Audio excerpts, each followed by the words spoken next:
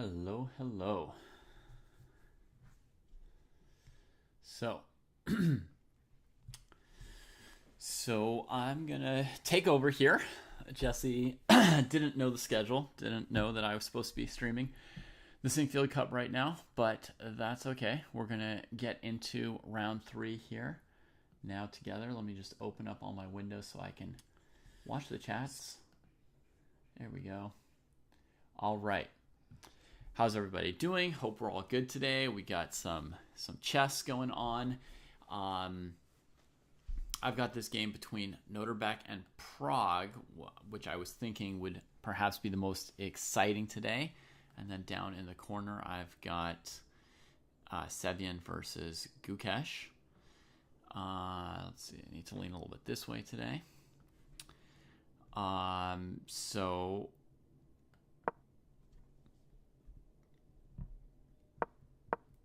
Seven must have been thinking for a while about e6 here, huh? Because I feel like this action came a little while ago.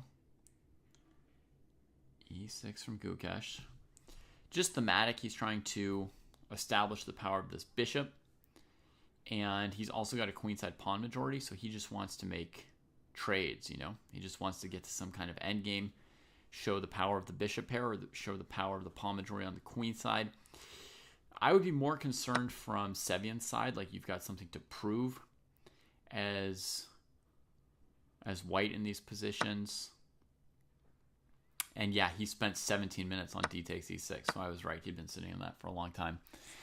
So he trades on e6, clocks equalize. Gukesh doesn't make the queen trade, so that means that ef7 would have won a pawn.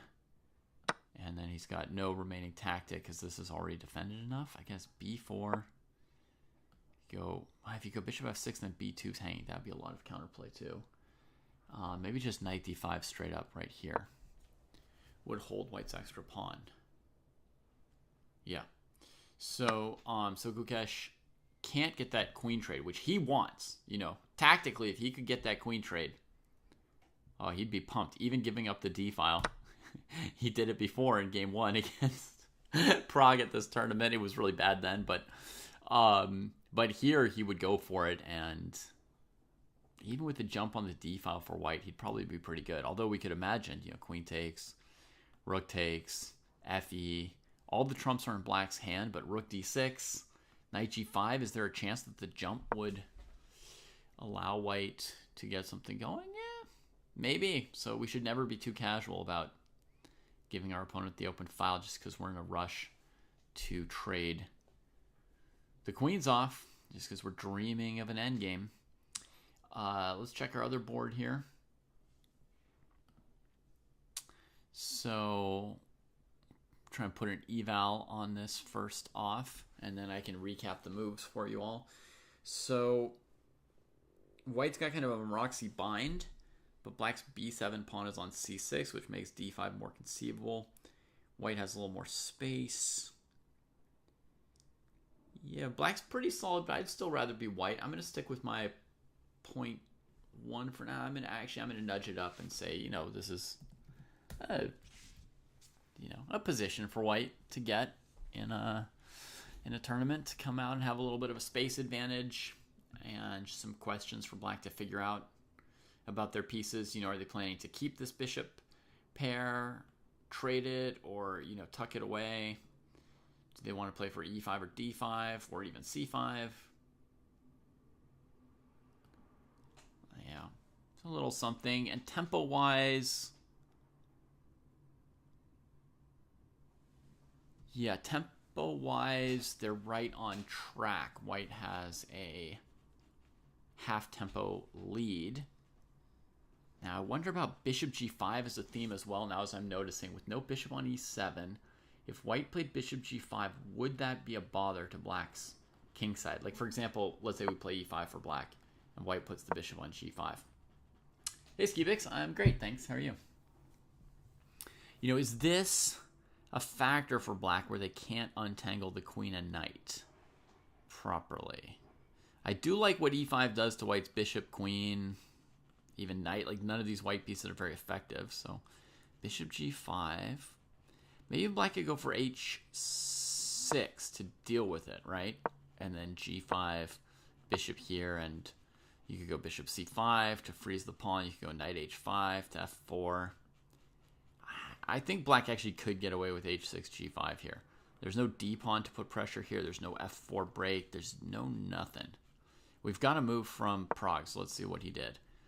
He played e5. All right. So I think I'm right about that first point. Bishop g5, h6 is going to deal with it. So this is not a huge factor, this diagonal. So white's stuff is all kind of frozen in now. So ideas for Nodirbek. He could try to hunt down this bishop with a3, b4 kind of stuff. The bishop can drop back like this or like this. We can't really stop both directions. If you go knight a4 to stop bishop c5, then black plays bishop a5, a3. Well, how good is that bishop going to be on c7? I don't know, bishop e6, b4, bishop c7.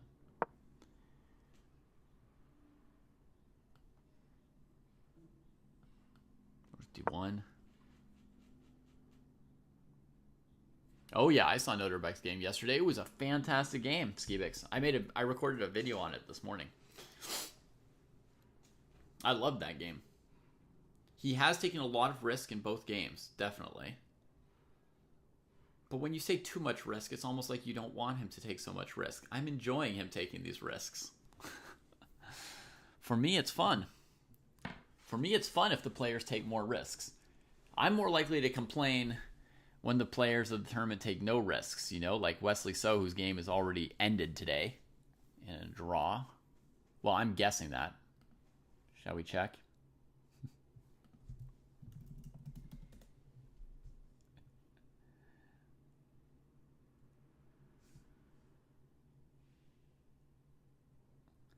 Let's see.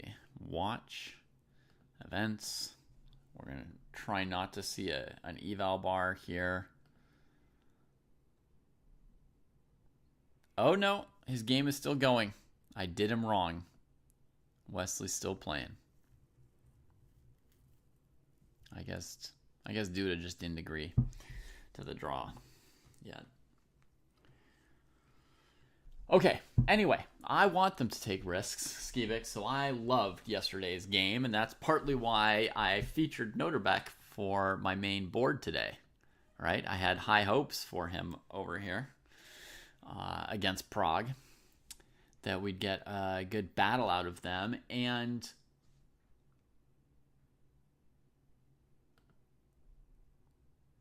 well, that's good. I mean, he played confidently, right? The reason he's taking risk is because he's confident. And so even though he lost the first game not very well to Aronian, he still played the game in round 2 confidently as if he was going to, you know, outplay Gukesh. So, and you can see here more confidence. Look, just because they're playing unusual opening moves, they got out of opening theory in 4 moves.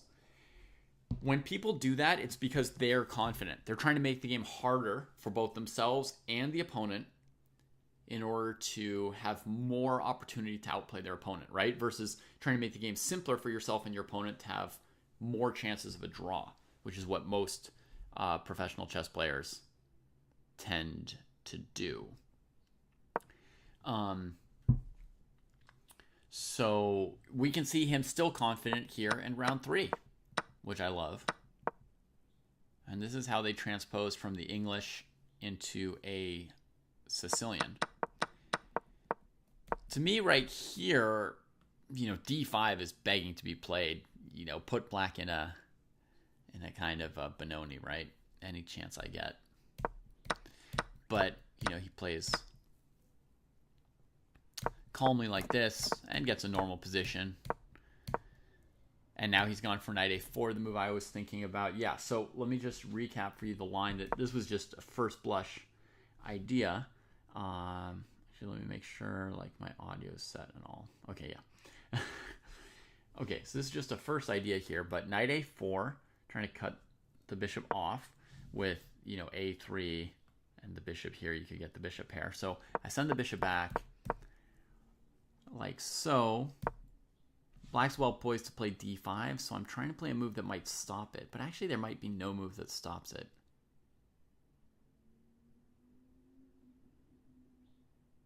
Well, the queen needs to defend this, and the knight needs to defend this.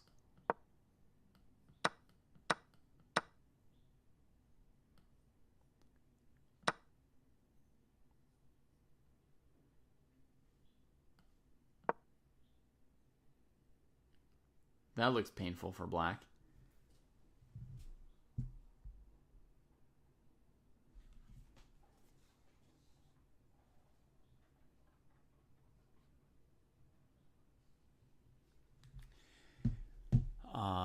Right, threatening to win the pawn, threatening to take the queen away from defending these pieces.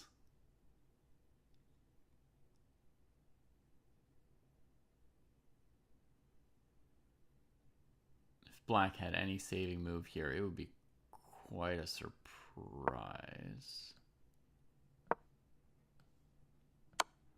But here's a little surprisey. Woohoo! All right. There's also knight g4 perhaps, but let's go king h1.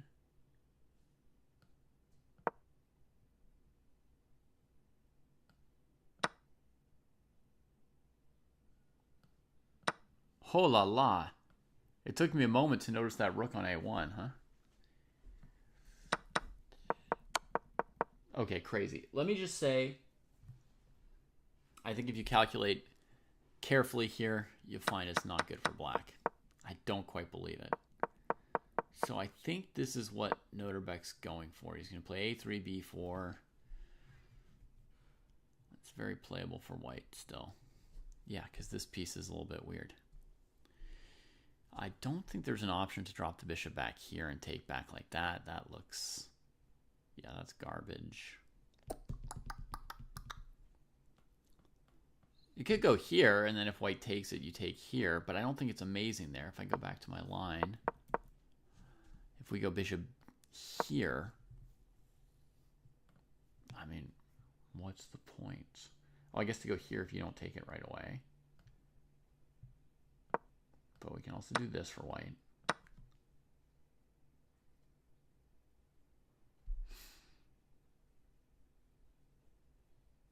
Okay, it's like at least minorly good for white. You know, 0.2, 0.3, something like that. What if I do this move? Waiting a second. I'm allowing this option.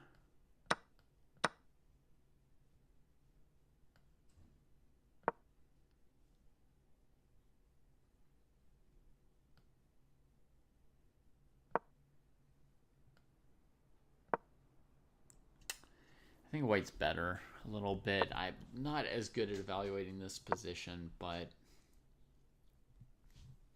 seems like the c6 pawn will remain backward and weak there, and this pawn will be securely blockaded and sort of isolated.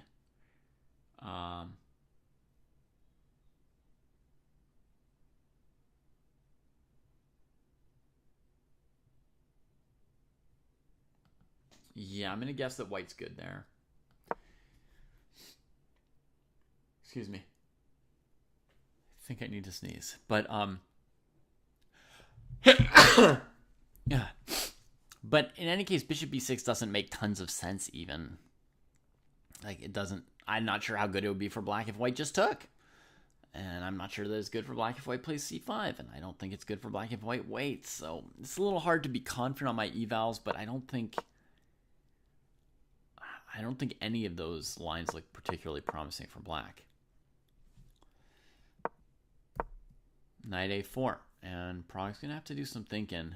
It does not look pleasant for our long-named peasant. All right, we got Tweedledee here. Howdy. Howdy, howdy.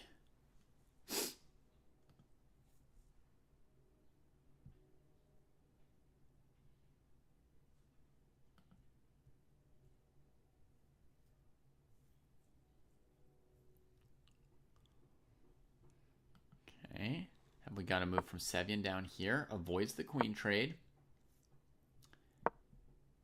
And then tries to break the pawn majority.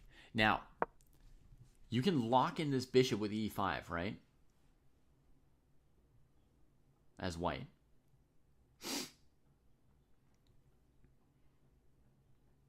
In which game pair? 1, 2, 6, 7? You must mean the white bishop on d3, I'm going to guess from context. You think black's got the advantage here because white's bishop is miserable. But actually, white has so much space, they can always improve this piece pretty much. White's idea looks pretty decent to sort of chase that bishop away, set up this bishop, have more space, maybe put the bishop here. White has more space. It's just a space advantage right now. So it's a little advantage for white. And I guess one idea to actually try and nail this bishop down would be to play c5, so white doesn't have that c5 break at some point, right? And then the idea for black would be when white tries to plunk the knight on d5, black just trades it. That would be the concept with c5. So now we're like 100% trying to play against this piece, like so. The thing is, even with this piece being sort of a dead piece, black doesn't have a good way to defend d6 easily. Does this whole structure hold together? I just think. Does this knight get here in time?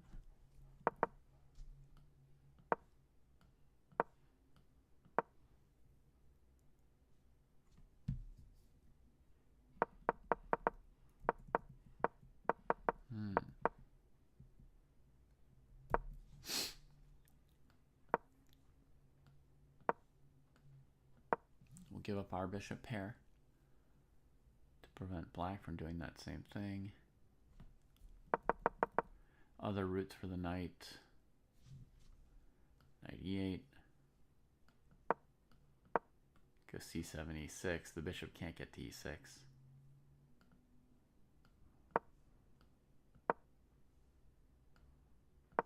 And black's good.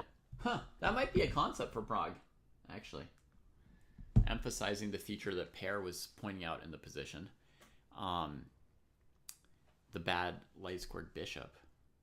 Can maybe play against it with c5 here.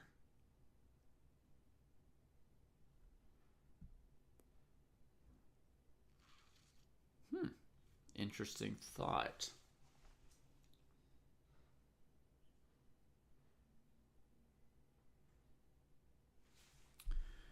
Okay, let's see if white can't mess with that a little bit. Does throwing an a3 help in any way? I definitely don't want to trade this bishop. I could pawn sack to wake up all my pieces.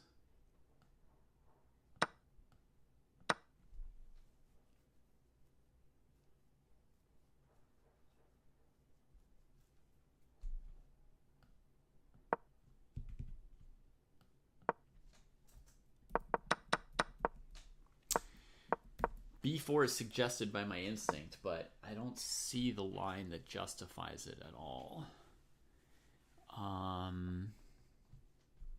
Is there anything over on this side of the board, maybe?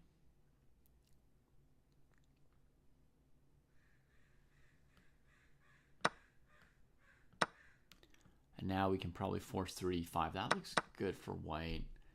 And if black doesn't take, right, if they just keep playing the moves they want to play,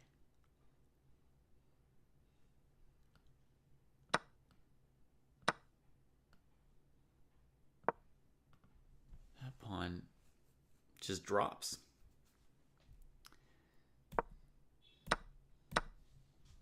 Not to mention the possibility that f5 would lock in some kind of a storm. So actually f4 could maybe be a reaction to this c5 highfalutin positional chess from black.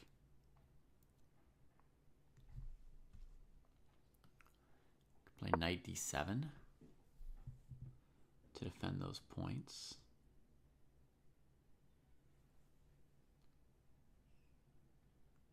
Hey, Sushan.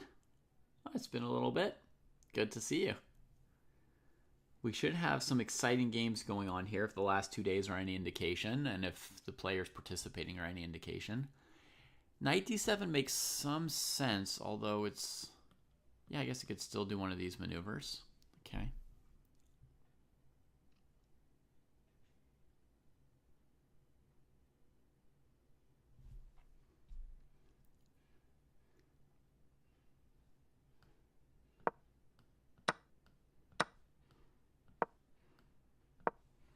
Now white's getting a little advantage in mobilization here, right? Because black's done this slightly highfalutin knight d7 to e5 thing with c5. Just lagging a little bit in development. Oh, we've got a move from Pragg. Let's see what Pragg chose, because it's not obvious. Pragg's played bishop a5. So after a3, that still lets him play c5 or not c5, bishop e6, bishop b7, all kinds of things. But if white plays something other than a3, then he's definitely not rushing to play c5 maybe. I think h3 is a very plausible move for Nodirbek here as well. It could be just to put the bishop on e3. It could be to play f4 actively. I still like white. Yeah, I mean, you make some good points about the position pair. But I'm still with this space advantage for Nodirbek. And look also at the difficulty of this game for them. You know, Jesse often talks about the time usage. I talk about different positions being harder or easier, who's taking risks, who's playing difficult positions, and the whole concept of taking the game out of opening theory to increase the difficulty of the game. Pragg's used half his time on 11 moves in a 40-move time control. He spent 24 minutes trading on d4, which, I mean, there's some theories of chess, which obviously are too simplistic for these top 5 in the world players. But, you know, I've got a concept of chess that says, you know, this pawn wants to take this pawn wants to push past. In general, this early in the game, it could save you some of those 24 minutes of thinking, perhaps. Thanks for the raid, Nacho Wall. Welcome, welcome, welcome. We're going to give a shout out. And then for everybody joining me, you may or may not know what the Sinquefield Cup is, but it's a super tournament, meaning a tournament full of super grandmasters. It's an annual tournament held at the St. Louis Chess Club, and we're in round 3. I'm covering it live. We've got... You're going to go finish packing. Nice! Have fun in Maya. Have fun in Maya. For many years, the Sinquefield Cup was a super draw tournament. Absolutely, Fly, you. As well observed. Including last year, where one of my favorite players, my favorite player, maybe, Gukesh, scored 9 out of 9 draws last year. This year, he scored 2 out of 2 decisive results. 1 win and 1 loss. So maybe he can go 9 games without a draw this year to make up for last year, huh? I had a sense that this year the tournament was going to be more fun again. You know, it was great in like 2013, 14, 15 when Magnus and Fabi and some others were super ambitious and young. And Topalov was still playing and he was ambitious and older. He was just always ambitious. Levon is here, yes, and he won his first game in round 1, so he's one of the leaders. I think next to my head, you should be able to see the standings in the tournament, like right there. So you see there are 3 people who are at +1, Pragnananda, Aronian, and Faruja. So I just had a sense that this year, the Sinquefield Cup would become exciting again off of some of the way the players have been playing recently. So look at the players in this field. We've got Pragnananda and Gukesh. Very, very exciting. You've got Nodirbek, who's pretty combative. So far, he also has no draws in this tournament. Then you have Fabi, who I think has been playing very ambitiously and aggressively in general this year. So I think I have some good hopes for Fabi. He played very nice chess at Norway. And then you never know if, you know, Ali Reza might do something exciting as another player there. And they're giving a shot to Sam Sevian. So young American grandmaster getting a shot at a really super tournament.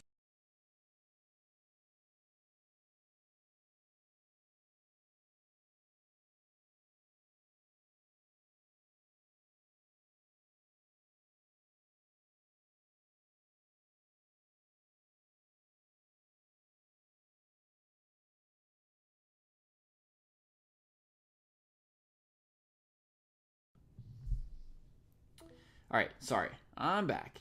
And texting.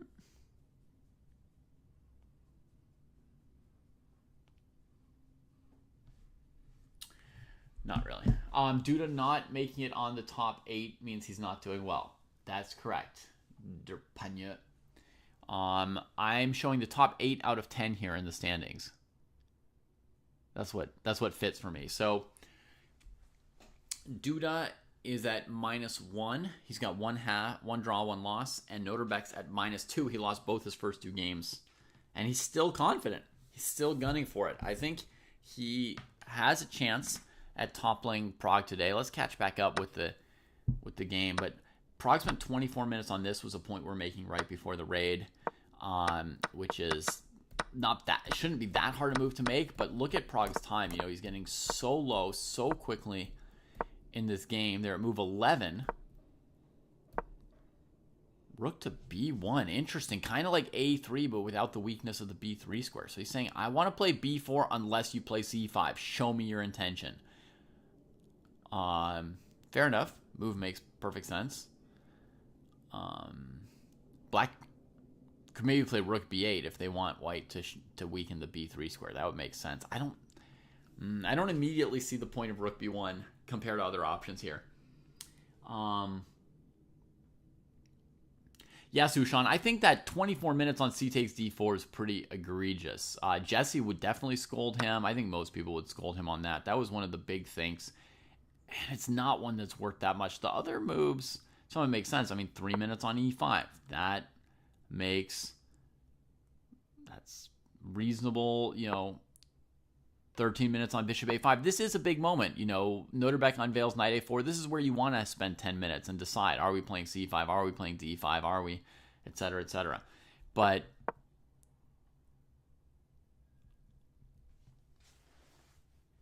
oh, that's the point, Sushan. If rook b8, then white can play bishop e3, tempoing a7 finally. So there's maybe not knight g4. Honestly, there could still be knight g4, Sushan, right? The d3 bishop is a bad bishop currently, yeah. But we've been talking about it a little bit in Echo. Let's just look at this thing first. Okay, so I want to say it might be possible for black to do this.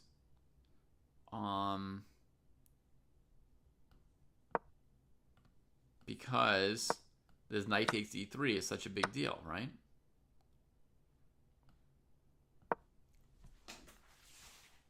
You could maybe sack a pawn like this. White's remaining minor pieces are not well placed. Their pawn structure is not good.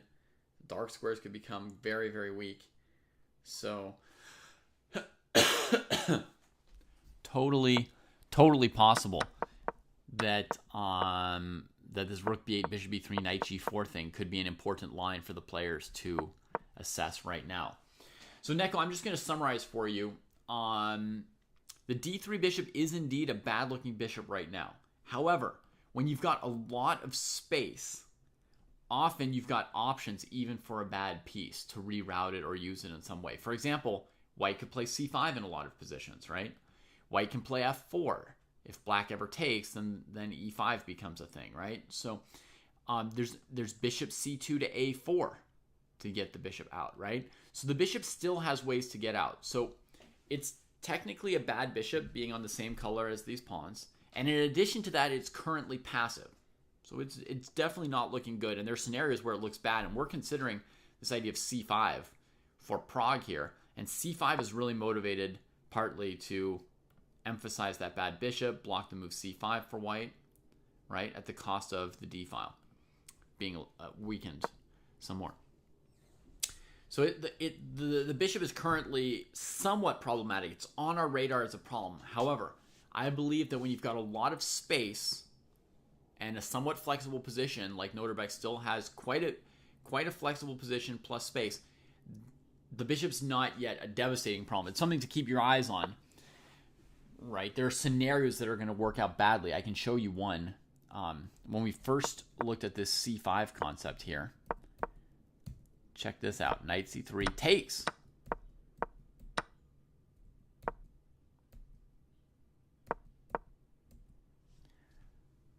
brings the knight to d4. White, could trade it with the bishop or not, but white's being left with a bad bishop here, right?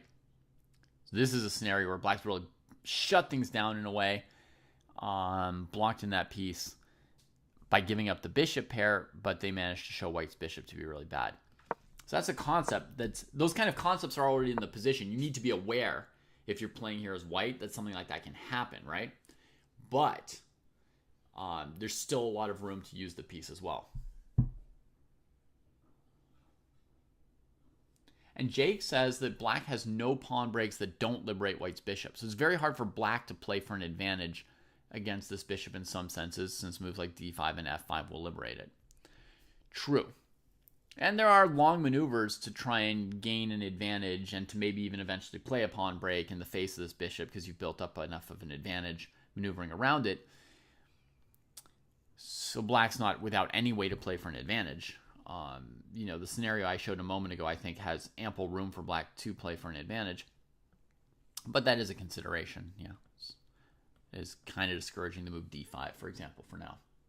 Okay, let's glance at the other board, which has some real action going on. So I was saying here, this move e5, it might jump into people's views because some of us have the instincts of having our stuff defended, right? Like you lock in your bishop. Now it's outposted. Now your pawn is strong. They defend each other. It's mutual. It's on the opponent's side of the board. It's hard for them to deal with. But you totally give up this diagonal and this pressure. And I don't think e5 is an amazing move for white, actually. And neither did Sevian. Instead, he focused on trying to break up this pawn majority. Gukesh played quite quickly here with queen b6 defending it. And Jesse makes a lot of Gukesh's time usage, but you see here, he is definitely playing this game a little bit faster than Sevian here, and he's trying to make some of these moves quickly to put some clock pressure on Sevian. That said, here he spent a minute 40 to recapture, which is weird, and then Sevian took, and now he's thinking about another recapture. So thinking a long time on obvious recaptures is not really putting maximum pressure on your opponent. But for the moment, his pawn majority is intact. His bishop pair is intact. There's a little floating weakness on e6, right? A little nagging weakness to his king. Or I could do knight g5, maybe get their queen into d6 or d7. You'd feel something if there were some minor piece trades and this queen came out. But at the moment, I prefer black's position slightly on that board between Sevian and Gukesh. I still feel like it's white who has the long-term danger of there's a bunch of endgames that are a bit worse for you. Now, could you maybe play solidly and just defend those endgames? Maybe. Maybe it's not a huge danger. But you've got that nagging in the back of your head that you might be worse in the endgame. So do you try to accomplish something or you just try to defend?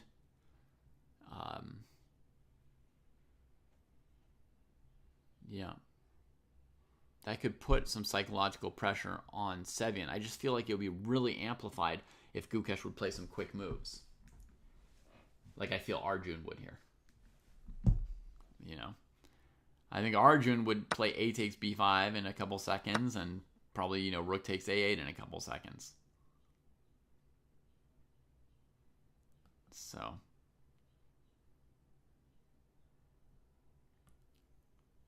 what's wrong with rook 8? It looks obviously correct.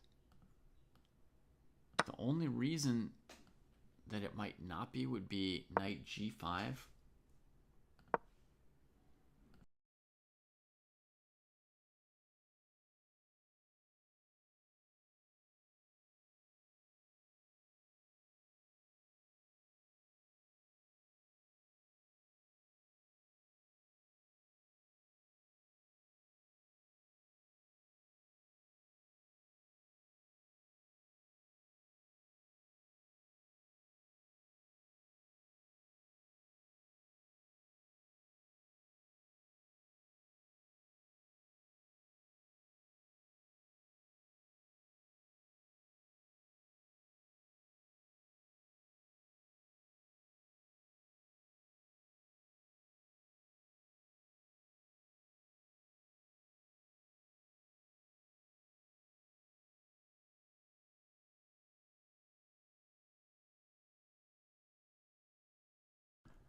Oh my goodness. It's like she literally doesn't think that this is work, huh? Just nothing I do matters. Alrighty, friends. Fly You Fools says, of all the games, the Pragg Nodirbek one seems to be the slowest. Yes, they're playing the slowest of anybody, right? Like the most time per move or the fewest moves per minute.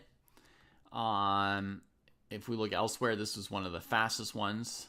Duda and So went quickly to an end game. We could click through the other boards real quick. Just see. God, Gukesh, just recapture, my friend. See what's going on. Like Fabi against Firouzja.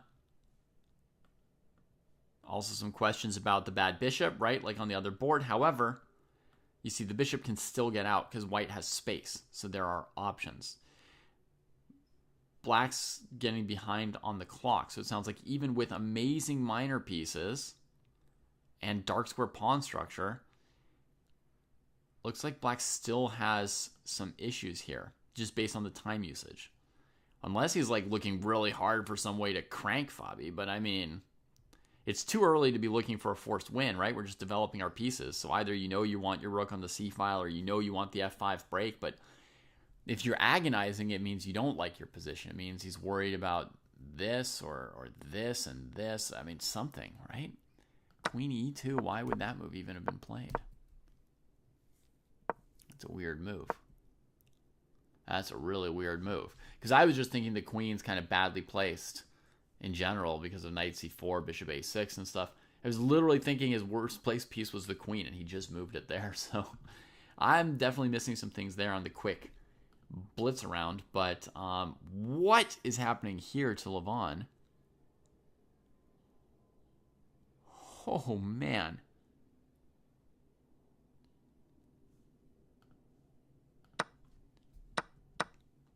As in the corner, Gukesh continues to ponder this recapture. Oh my god. Okay. E6. I mean, this feels like the moment that Maxime sacks a piece, right? Why didn't black castle here? Oh, because there was a pawn at e6. Oh my god! Maxime just played e6. That's how he got down a pawn. He spent 16 minutes on it. Very bad sign to spend 16 minutes on a move. Your opponent plays the only move that they could have possibly played, and then, well, I guess there were two moves, bishop and pawn, huh? Okay.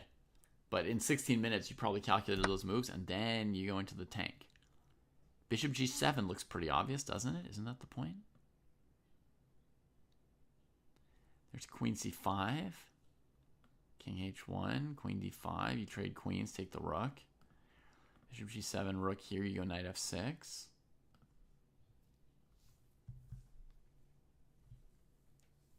I think Fabi's playing so aggressively in general this year, Skibix, not because of anything to do with the candidates, but just because that has to do with where he is in his life and his chess studies.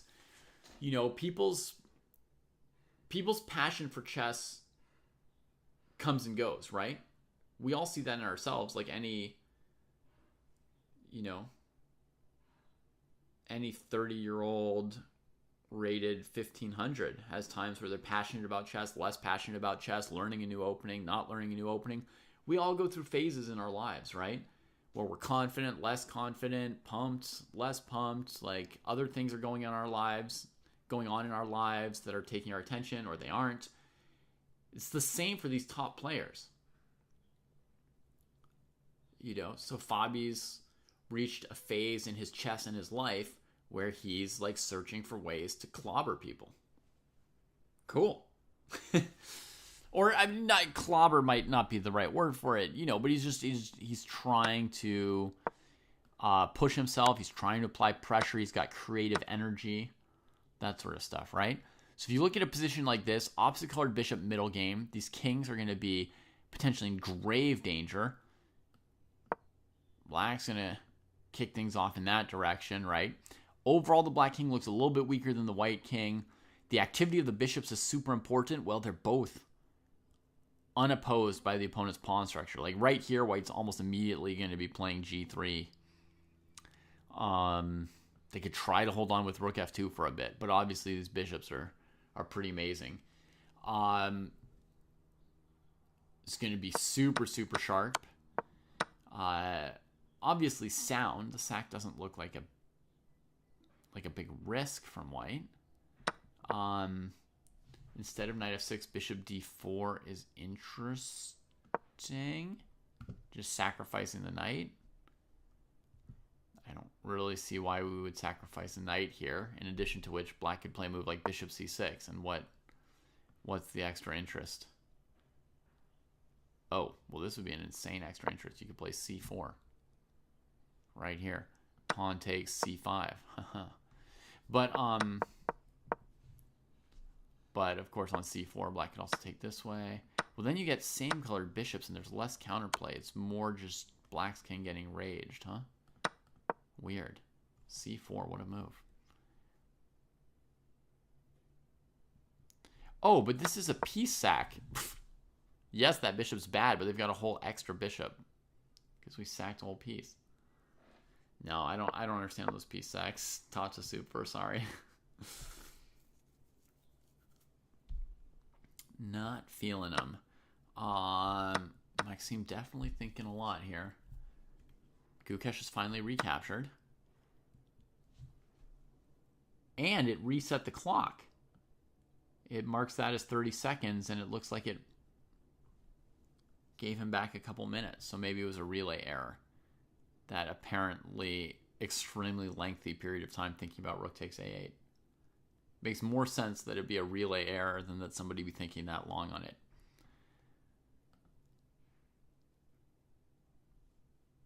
Yeah, it's a crazy idea, Tata Super, because you're just leaving your knight where black can take it. You don't have a mate threat, so I mean it just makes sense to move the knight here. You're giving a knight for maybe one tempo, and there's no direct threats. So is this like a broken French? Oh, I know this line.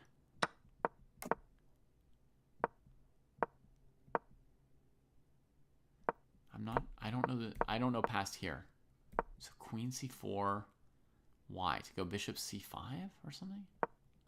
It's funny because Levon had the white side of the French yesterday against Sevian, and now he's playing the French today. Similar line and position. He had knight and dark squared bishop against the bishop pair when he had white yesterday. So Maxime does the same thing. He threatens f5. Oh, I think Levon messed up here. Queen c4 just to play bishop c5, and then when white defends it, you just go back. He's saying that c3 is such a bad move for white that it's worth like 3 tempi, right? Bishop c5 to e7 and queen c4 to c8. Look at that. No. Dude is wrecked here. This position must be terrible for black. I don't know if e6 is the kill or not.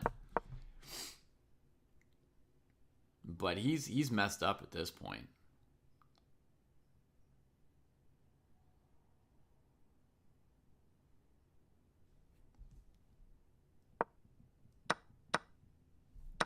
Now Maxime's deep in thought. Okay, well, we'll come back around to him. Let's see about our main board. Nodirbek and Pragg. Okay, look at that. We got a lot of what we were thinking. Rook b1, rook b8. Saying, I do want you to spend a tempo on a3 before I am going to play c5 to stop the queenside expansion, to nail down this bishop. And if you ever bring your knight back to the game, I'm going to give up the bishop pair. So thanks to the help of Pair in chat, we were able to come up with this whole strategic concept here of how Pragg might handle the position, even though I found the position to be really disorienting. Thinking about it for a bit, we kind of figured out the concept. So here we are. Bishop e6. That means he's not going to play knight through c7 to e6. We're catching up a little bit, but this would have been like my guess for Pragg. And I guess white's going to try and pressure the dark squares, but why did the rook come here? Or maybe pressure the dark squares. See, white's got so many pawn breaks. Despite the bad bishop on d3. Interesting. So I don't know if it was a specific line or if it was just sort of general chess class and intuition, because here Pragg was forced to play a few moves pretty quickly. He spent 30 seconds on bishop e6, 1 minute on queen e7. But I think his thought is, he needs to be able to answer b4 with some version of rook c8. Maybe c takes b, rook c8, or maybe rook c8 immediately. He just needs the force of the black pieces engaged in the game here. He doesn't have time to maneuver this knight to d4 right now. White can crack the pawn structure too much, and he won't be able to hold the c5 and e5 squares both while twirling the knight through c7. So he develops, and Nodirbek's thinking here. I would suggest not b4. It feels like black will have too much play against c4 real quick. And there's not an obvious improving move for Nodirbek here, so I can understand for sure Pragg's bishop e6. The thing is, it's going to slow down this at some point later.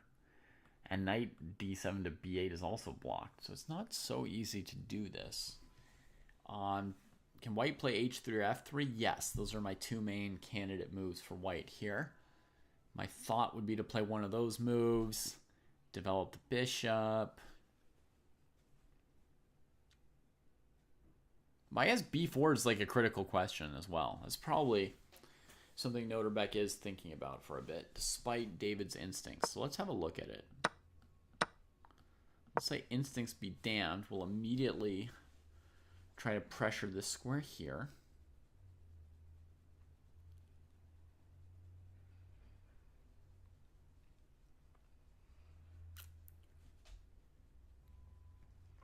Is there a concrete threat yet of bishop c4, knight e4, d5? Maybe d5 could be played next by black if white did nothing. d5, pawn takes, knight takes, queen e5, knight b4. Feels a little risky for black. Maybe it's sort of threatened. Bishop e3, there's still knight g4. Bishop g5, there's still h6.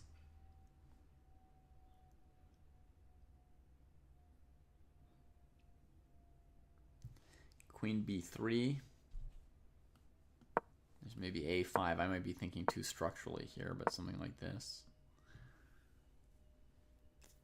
The question would really be the weakness on that pawn.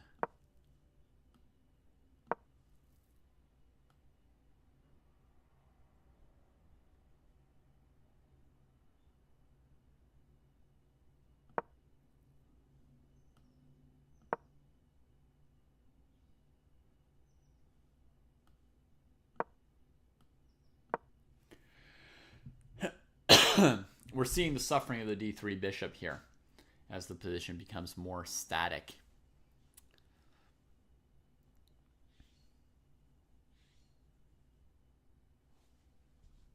But actually, maybe there's still something here. Boom, threatening b7. Rook here, here. Now I'm flexing my space, right? Rook here, pressure on this.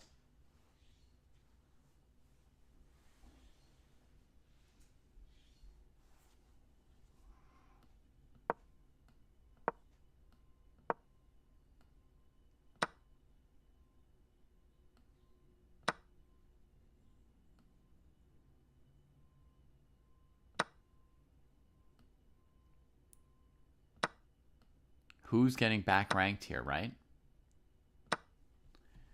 Who is getting back ranked?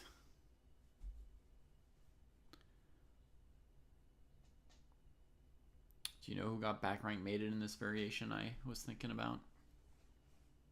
Was it white or black? Just a little check to make sure that we're all paying attention.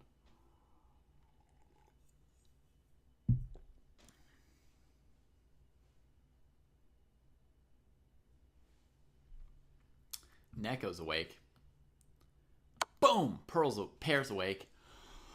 So queen e5.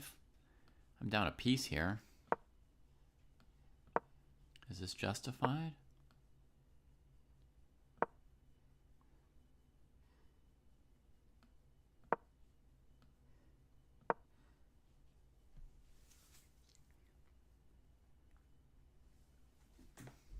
Now can you all quickly figure out what's happening here? Is this easy to calculate too?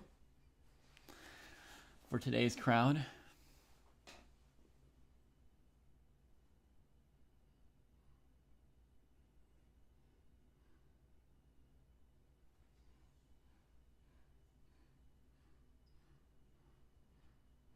Actually, I think I got it.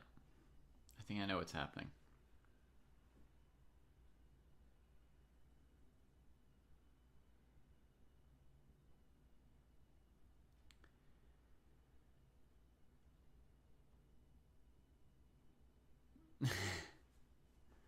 Black wins with rook takes b6. I think white still wins here, taking over here, because white's got back rank mate against black. We can do this at any point for black. Throw it in at any point. The queen x-ray defends here. The rook x-ray defends here.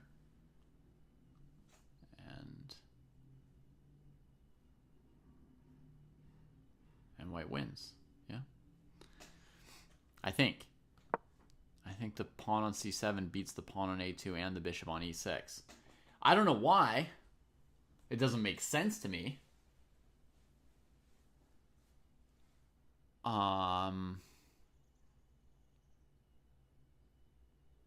I think white wins. That's what my calculation tells me. So very, very interesting.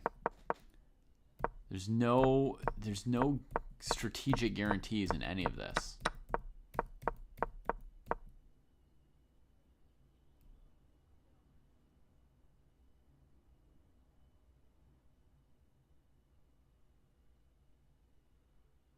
Fascinating. Okay, we got a move. We've got a move. F3 was played. Aha. I thought he was going to play F3 or H3. If you sack the queen on D1 as black, then you're down a queen in the resulting position. Plus, white still has the pawn on C7. You haven't taken the pawn on C7 yet. So even though you win a rook for a pawn on B1, you then sack your queen, and you're still losing to the C pawn and the extra queen for white. Okay, so he didn't like B4. I didn't like B4 much either for white in what I looked at, but it was pretty complicated. It was not quick to decide that. Rook C8. All right, so he's just in a prevent B4 setup. And then Nodirbek, easy move. Finally, one easy move. You can develop the bishop here. And now, if Pragg's feeling set and stable, if he thinks he's got B4 prevented, he could start maneuvering the knight.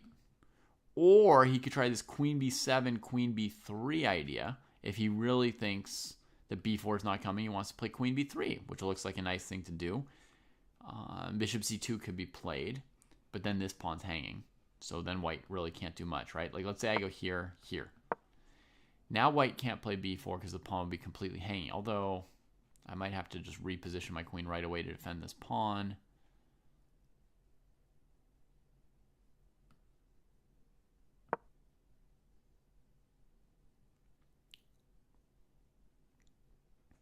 Yeah, white could also defend the b3 square by playing b3, using the rook to defend the square.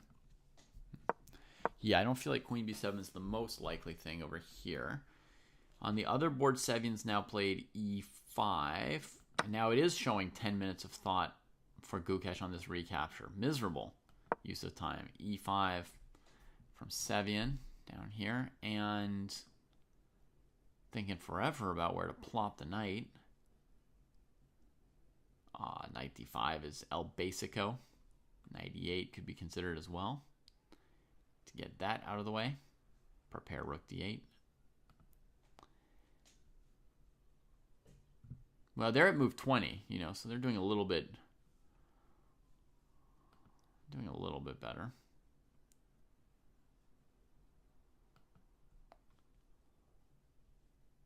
But 10 minutes on rook takes a8? That's That's pretty silly.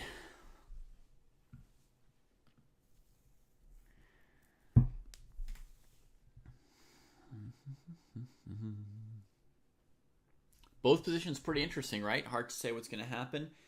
Let me double check my evaluation on the Pragg game if I still agree with my eval of 0.15 for white. I do. Maybe I'll even nudge it up to 0.2. It looks pretty stable for white. The bishop pair in a little bit of space. Black's pretty solid. You know. But I'm going to nudge it up just a tiny bit. I would definitely want to be Nodirbek, right? If you gave me a choice to sit down on Nodirbek's side of the board or Pragg's side of the board, that's a pretty easy choice, right? Come down for sure on Nodirbek's side. I guess like one thought is this maneuver bishop c2 to a4 could be a big deal. That might be something that black really needs to prevent. And, you know, this queen might be good on a5. Kind of poking this pawn and helping to control the a4 square. Because I imagine black would oppose this bishop a4 move. They would say, no, no, no, we can't allow it, right? If you imagine this bishop on a4, you feel a much bigger white advantage, right?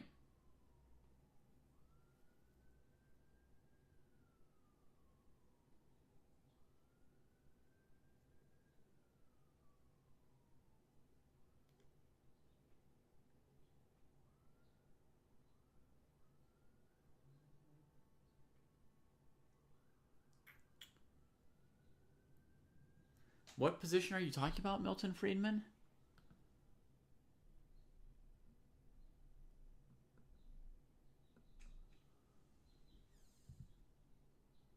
Knight f3 attacking the queen? Huh?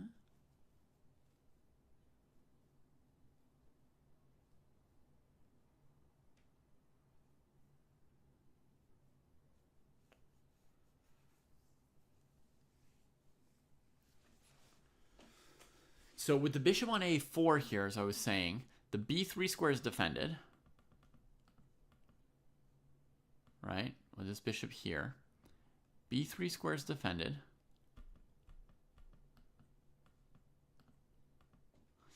The d file is open for white's rook, so we can revert to defending b2 this way, double the rooks, tie a black piece down to defending d6.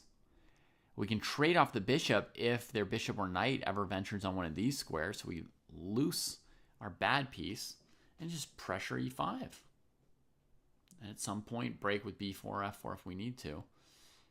I don't know if it's a big enough advantage to win, just having the, you know, that position with bishop on a4. But it's pretty big. Pretty scary for black. You know, your position would be creaking and you'd be playing, you'd only have one choice of where to put your pieces and how to defend, I would say. So, tough position for Pragg here, I think. Maybe I'd play queen c7 here. I know he put the queen on e7 not that long ago. Maybe queen c7, stopping white from playing queen a5, covering this pawn still. How am I going to get the knight here? It's got to go through c6, d8. I've got no way to get there. Ugh. Yeah, I can't quite do what I want for Pragg here. Can't quite do...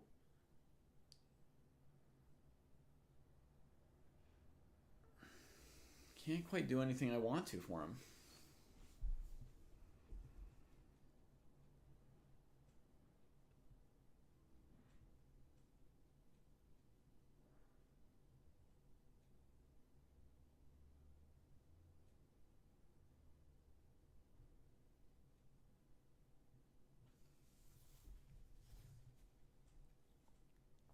Yeah, we'd have to do some serious maneuvering. Pearl, maybe knight g8 to e7 to c6. There's knight d7 to b8, but I'm not sure where we put this rook. There's knight e8 to c7 to e6. We have to move the bishop. So just he's placed things in the way of that knight maneuver. Makes me wonder if he's really planning to do it. I did guess queen c7 correctly, though, by the way, folks. What would Jesse say about that? Found queen c7. So that stops queen a5. And it leaves open maybe a king h8 or king f8 plan, followed by knight g8, knight e7. I don't know if black's going to stop bishop a4.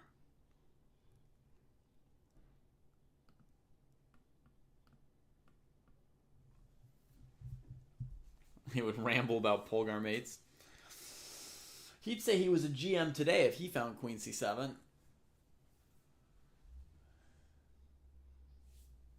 Ugh. Okay, so we get queen c7.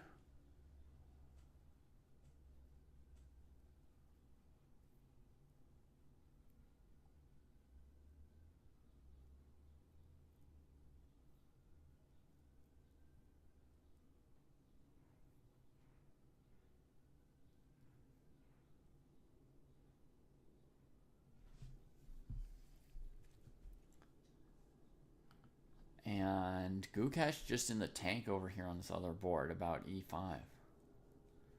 Maybe we could look into his options here a little bit.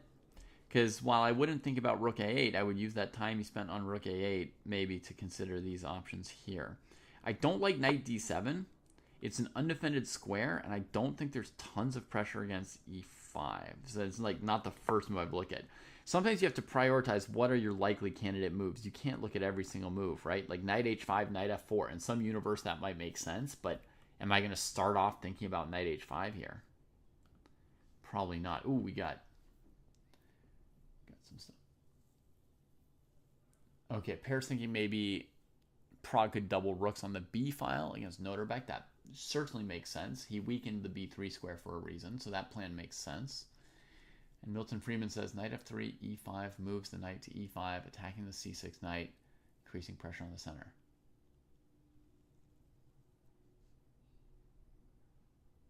Again, a long, long text that doesn't seem to be about any of the positions we have. It looks like if you ask ChatGPT what Sam Sevian should do here, it would say knight e5, a strong move, etc., with all those descriptions.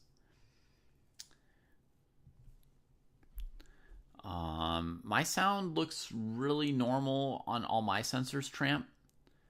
So I wonder if you just have your sound turned down, because no one else has said anything about the sound being quiet today. I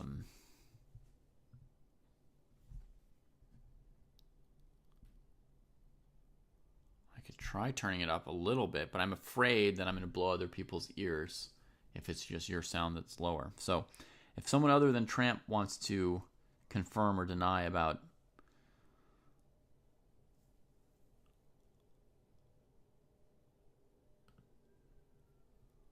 the time situation. Look, they just added a ton of time to Gukesh's clock. 47 minutes now. Why can't they decide how much time the players have? Let me refresh this window. Showing 47 again. Weird. I don't know what to make of it. All right, but let's try and make something of the position. So this is El Basico, knight d5. Now, as white, I would not want to trade. This is like the basic what I don't want. The bishop seems good here. Strong diagonal, covering one of black's main weaknesses. Defending c4 makes it easier to push further ahead here. So that's not my dream as white. I would guess that if black plays knight d5, Sevian would be going knight e4. Again, this knight seems better than over on h5, but who knows? It could still go to f4. It could go towards d3. That's covered for now. White could play knight f6, check at some point, open up the king, and poke with knight g5. All white stuff seems pretty locked in here.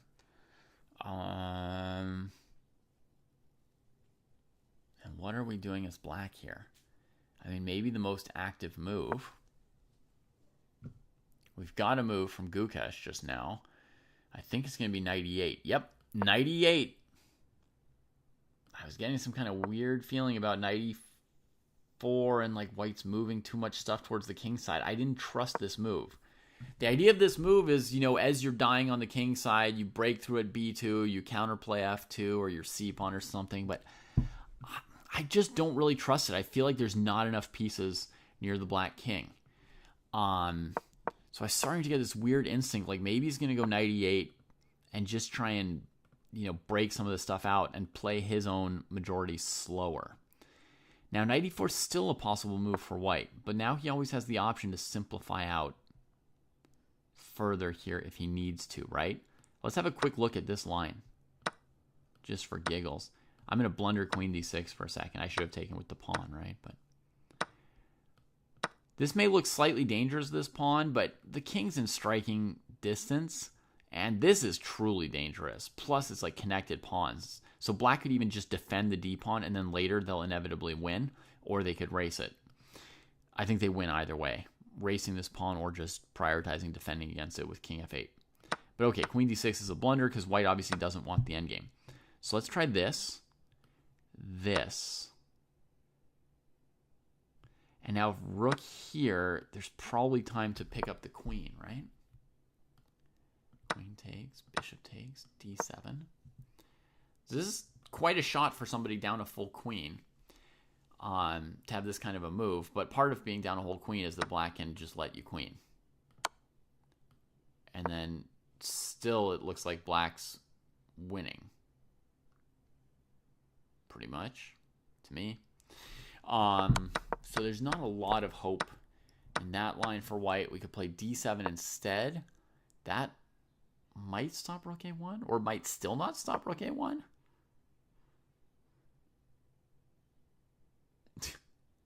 I guess not. The queen can take. So we're back to this trick here.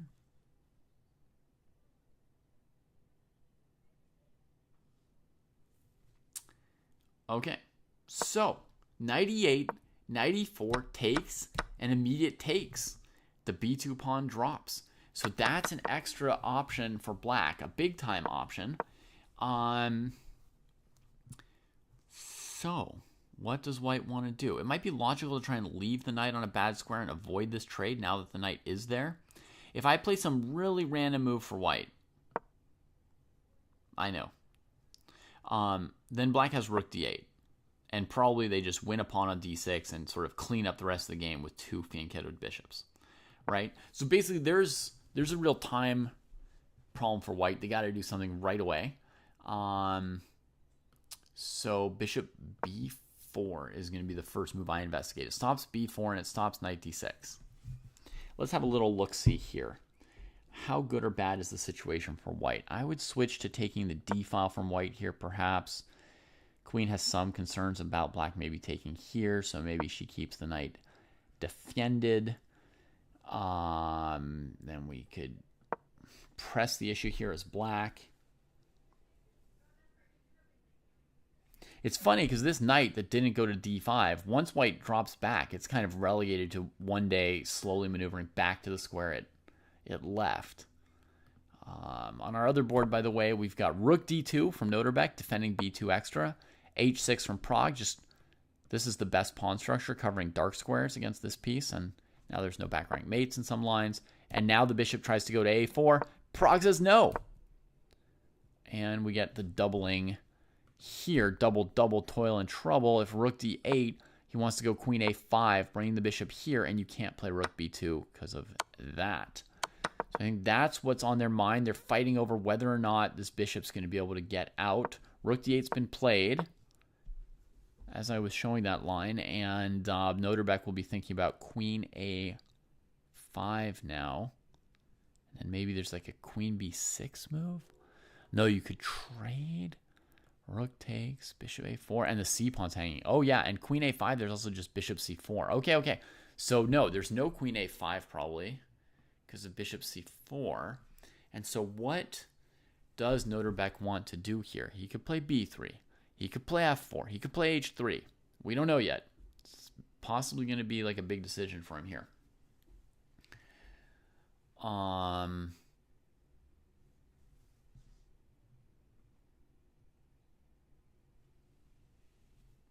So back to Gukesh and Sevian. This is just analysis over here, down here. Rook d3. Idea maybe to trade. Is that such a big idea that we would just go make the trade? Well, what is white trying to do here? Is white trying to do this?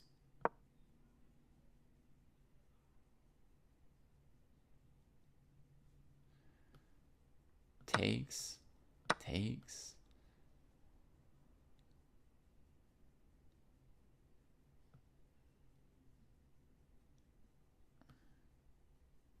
This is the move I wanted.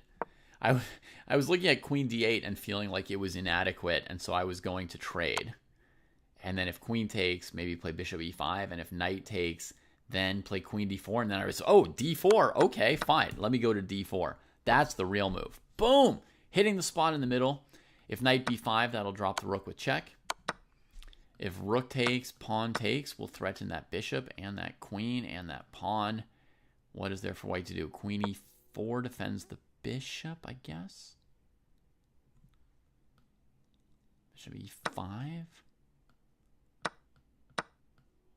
White can eliminate quite a bit of material. Maybe the king can walk over and get a draw here.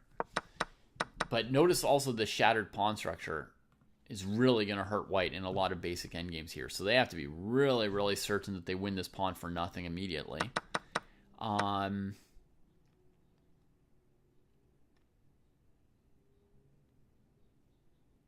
What else would I do here as black?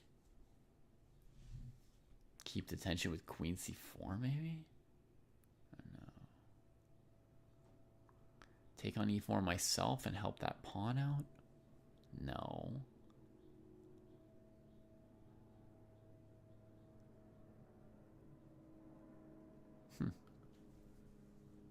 Maybe this is like the best black has here, and there's definitely some chances for salvation for white here.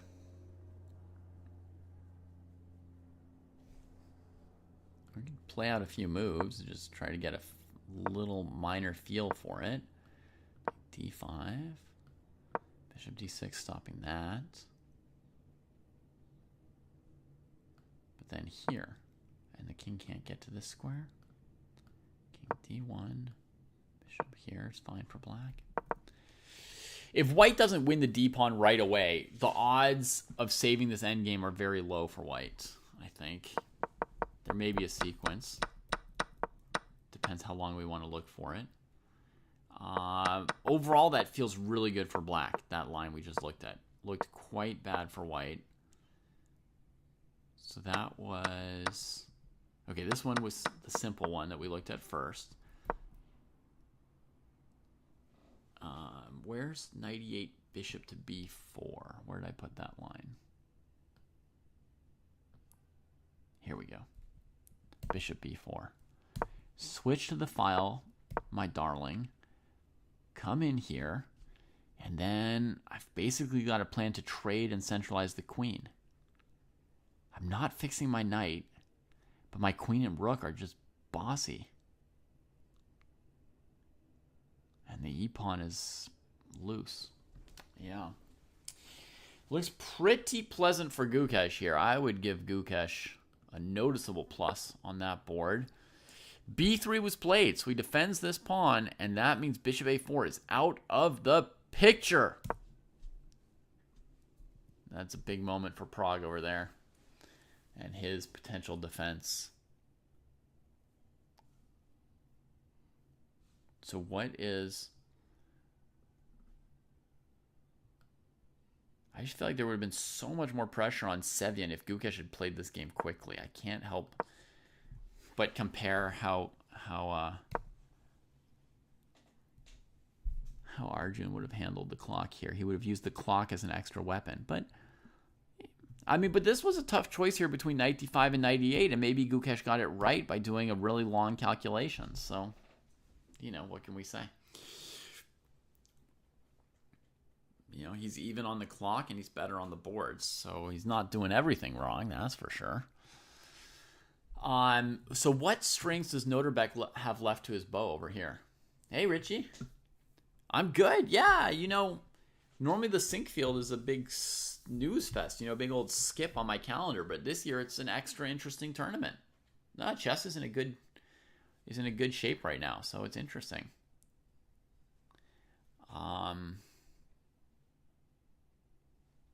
Good time to be a chess fan, right? So rook d7 from Pragg. That just allows him to more quickly double here if ever needed, maybe. He could do this, but I don't think... Now that b3 has been played, I don't think that he needs to play doubling rooks on the b file anymore, right, pair? It's just... He's achieved b3 from white, blocking this bishop, so he can just... Pragg can mostly kind of hang out now. Maybe eventually go for the knight maneuver to d4. If things are really going his way. I suppose if you're really into that knight maneuver, maybe he would do this, preparing here. His queen doesn't need to be here anymore, so he can drop it to c7 when he wants.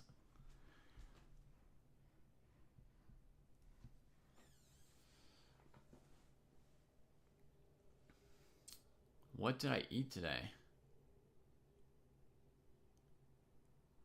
I had a bowl of cereal with bananas and strawberries.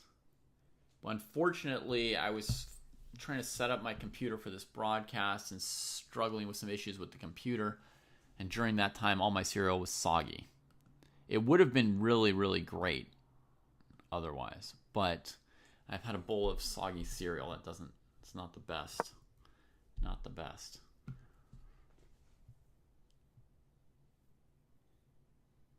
H4. Oh. Not in any depth, Justin, no. I've been mostly focused on these two. I read from the time usage that Firouzja thought that he was in trouble against Fabi, that he felt like he was defending stuff. H4 staking out some dark squares. That tells me Nodirbek wants to go like king h1, g4. Sorry, king h2. Dark squares are safer. And then g4. I guess he's got a pawn break over there, too. I mean, he's going to be without this bishop. But he's got the space, right? That he can bring two rooks over this away. Still a lot to play. Still a lot to play. But if he does go for g4, then you're going to get a wild face this game. If he just says, nah, I didn't really mean it, and he goes bishop f2, bishop e3, we can still get a draw where he just doesn't try anything more, but whew, Nodirbek, confident. Love it. No new move from Sevian since Gukesh is 98. Do we see a candidate move for Sevian other than bishop b4? I think knight e4 more or less, like by force, is bad for him. And in general, this feels... Well, the threat's not immediate knight d6 right now. It's more like rook d8 and then you're dead. I guess you can move the queen off of the file, but then you'd probably be hanging the pawn, right? Like, let's say we go queen e2. How good or bad is this position? Takes. We should ask ourselves this. This is an interesting question. So first of all, queen e6 going into the endgame feels like a loss after b4. Right? Black's bishops are loose. The pawn majority is starting to go. And, I mean, you could calculate a bunch of specific sequences, but none of them are likely to save you. Right? So probably that's dead. The real question would be, let's eliminate part of Black's pawn majority on the queen side. And then, let's say queen b6. Lots of possibilities, but now I'll try to go to the endgame with Black only having one pawn. Is this salvageable for white? Again, I would guess no. I would guess this is lost. I wouldn't 100% say it's dead, but I would guess it's lost. So, bishop b4 played after 14 minutes. I think it was the only move. Rook d8 quickly from Gukesh. All right. Come on, man. Put some pressure. Put some pressure on the boy. Queen e2 quickly. And now what? Rook d3? Did I guess all of this 20 minutes ago? Richie likes Sevian's position. Richie, you must have missed the whole part where I said his position was bad. Rook bd8 from Pragg. He's just... If he's scared of h4, he's not showing it yet, right? And...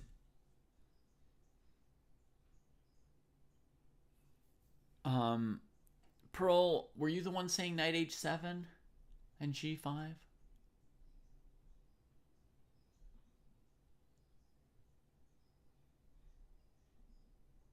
That was Richie was saying knight h7. Okay, so idea. Let's say white plays king here. So this bears investigating, right? King h2, knight h7, g4, and then just try to lock down the dark squares, right? Yeah, Grenborg, I'm not getting too excited yet about the Sensei eval here for the Nodirbek versus Pragg position. I've still got it at just 0.2, actually. I like White's position. It's got more options, but with b3, he's cut off this bishop a4 option. There's not a lot of room on the king side. Like, look at this plan from Richie, right? He just plays g5, blocks you there. So this is still never getting out. Now you got to bring the rooks to this file and hope that that one file is enough, right? Rook here. I think black's just going to turtle every dark square at this point. Send the knight towards this territory.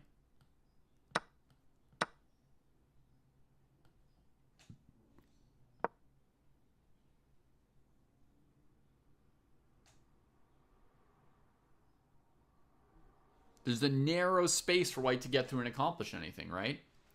Very narrow. So black could play rook h7 here, trading one of the rooks, right? That's very desirable. Or they could prioritize getting the knight into g6, which is kind of the right route for the knight. Both are possible. I don't necessarily see anything great for white against either option, rook here or knight here.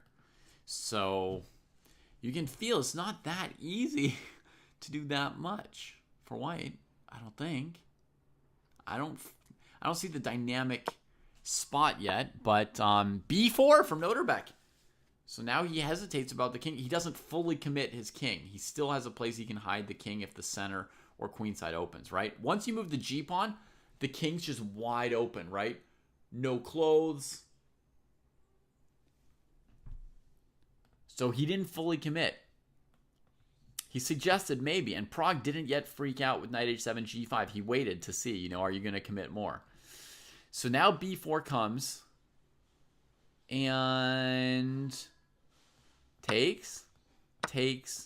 Here's the first question. I think the idea is bishop a4. The rook comes here, though, and then this move. That's probably the idea. You could go knight e8, though. How's white ever winning this?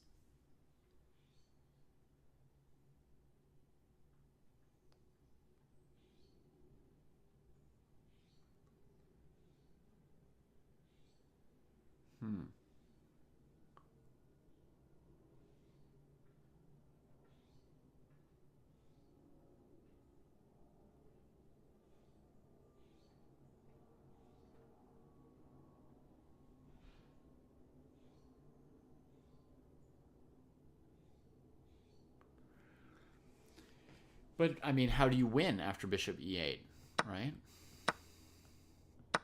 We're playing an opposite-colored bishop ending with no pawn majority.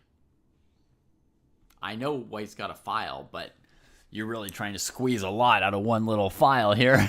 If you think you're going to win this endgame as white, but I don't see how we make progress if we don't trade on d6 and e8 at some point. We're just sitting around down a pawn otherwise, right? I mean, I can do this. Ooh, I'm fancy. But eventually I got to do something, no?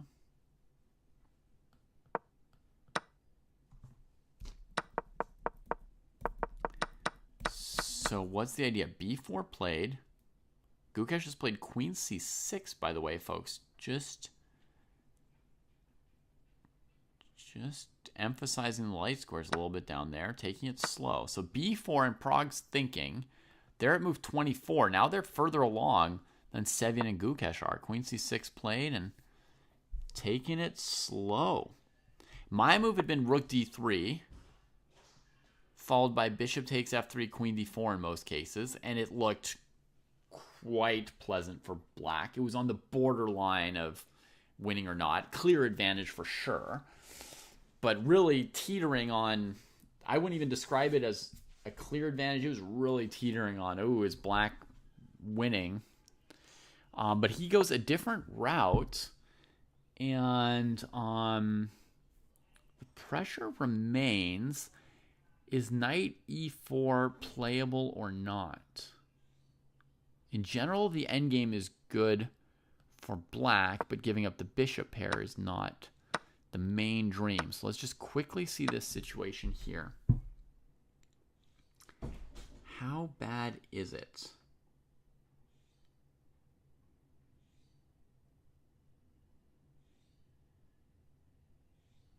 Oh, that's interesting. You now play my old move, rook d3, so you can get over here.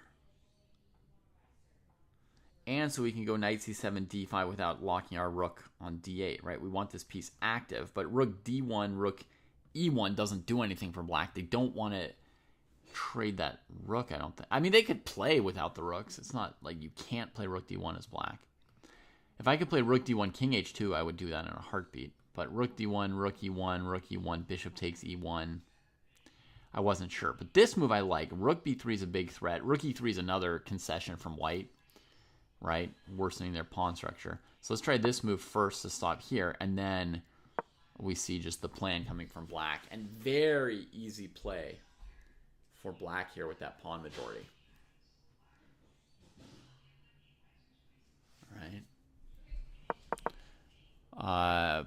I think Pragg and Nodirbek, we've got to move. Trade. Queen takes. Oh, so there's no pawn hanging on b4 in that other line of mine. Right. Obvious. Okay. So that looks probably pleasant for Nodirbek. We might have to tick our eval up if he's found a really good moment to play b4. This position here, trying to get a handle on it. It looks like white shouldn't play knight e4. Somebody's asking me what's the threat of knight e4. There's no particular threat. It's just, just there's pressure on this diagonal. I'm just wondering if I can maneuver my piece. What knight e4 does partly, Sushan, is it maybe keeps black from playing knight c7 to d5 because you would have knight d6 or knight f6 then.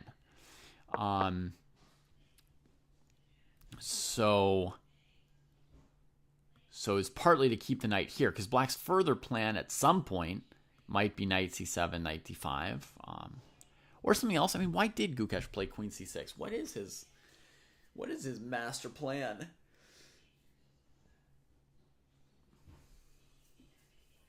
I don't really see much point to queen c6 other than preventing knight e4. Yeah, I don't see any reason for this move other than to stop knight e4. So was rook d3, knight e4 a problem? Is that why he didn't play rook d3? When I looked at rook d3 before, I don't think I looked at knight e4 in response much, did I? Yeah, I played rook d1 for white here, which was obviously weak. But it was just a move to test. Okay, so is this what he's worried about? Now, my normal thought would be I'd go here. Boop. And then if here. Okay, I see. Not totally simple.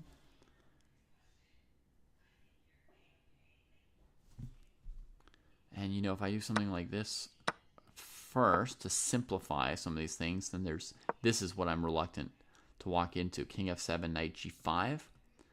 And this is just a flat-out problem with the bishop covering these squares. I can't deal with it, I don't think. So maybe he just played queen c6 to prevent knight e4. My move does look better than queen c6 at first blush, right? Sort of like vague instinct level. Rook d3 looks much more powerful. Threatening to trade on f3, mess up their pawns, bring the queen in behind on d4 or d8 behind that rook. But rook d3, knight e4, maybe he didn't have a clear continuation, so Gukesh calculates, he prevents knight e4, he just keeps Sevian stuck here, and plans to later play maybe rook d3, maybe knight c7, etc. All right. Right, so pair, as far as I can tell on the other board, the point of queen b4 was, remember this line here where I played a b4, takes, and then I played bishop a4 to undefend d6 by chasing this rook, and then it went to b7 and my b pawn was hanging? So he wants something similar, I guess, with the pawn on a3 probably, right? So b4, cd4, takes with the queen, and now... right, he go queen c4, bishop a4, rook moves somewhere, and then regain his pawn. That's kind of the concept, I think. But Pragg went for queen c4 anyway, and he didn't spend too long on this. I mean, he didn't have a lot of time, but if he were really freaked out, then this moment after b4, he might think a long time on one of these two moves. You can calculate in advance if you're going to take on c4, or you could say, well, I'm just going to trade here for sure. I'm not letting white take or push. So I'm going to trade for sure, and then I'll calculate if I'm taking it. But on one of these two moves, he could have calculated a lot if he were worried. But he played this quite quickly. So that tells me that Pragg's not super worried.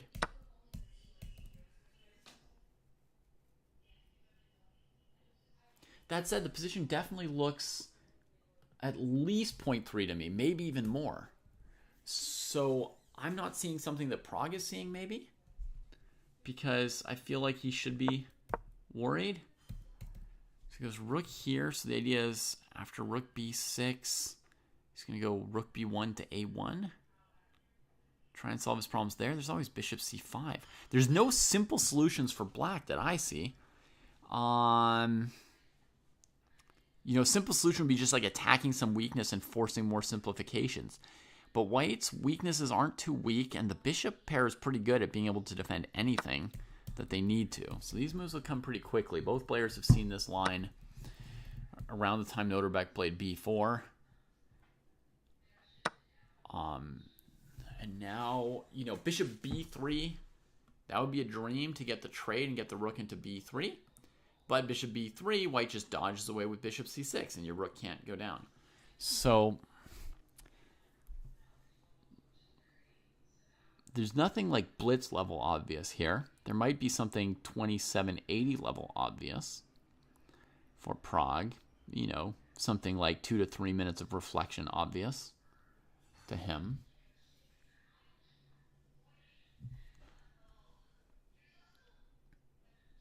Richie, no, I don't think so. If you play ed5 in your rook sack idea, so Richie's curious about just in general what I think of this structure here. Would this be compensation? No, I think there are two different ways this could be a real problem for black, Richie. One is that white's got huge counterplay.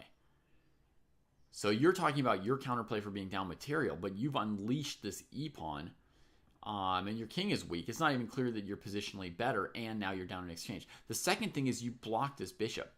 If you give white any chance to control the d4 square with, bishop, knight, queen, whatever, and you don't play the move d4, well, then you're just kind of dead, right? Just sitting there with a dumb position. You would have more compensation in this position, Richie, if you took with your bishop than with your e-pawn. But then again, I don't really see why we would give an exchange here. Our rook is obviously a better piece than that knight. The knight's not doing something critical. There's no reason for it, right? So, yeah, and I know it's a passive sack here, so I know you understand white's under no obligation to take it, but you're saying, like, in theory, if there were some kind of threat from the rook here, how do I evaluate this? You're just curious about the evaluation, and the answer is, nah. Queen c6 seems to be having its desired effect, if we can trust the relay. Sevian's been thinking about it for 9 or 10 minutes. So it's putting a real dent in him. Just this prophylactic move, stopping knight e4 and leaving white to figure out what to do in this worst position.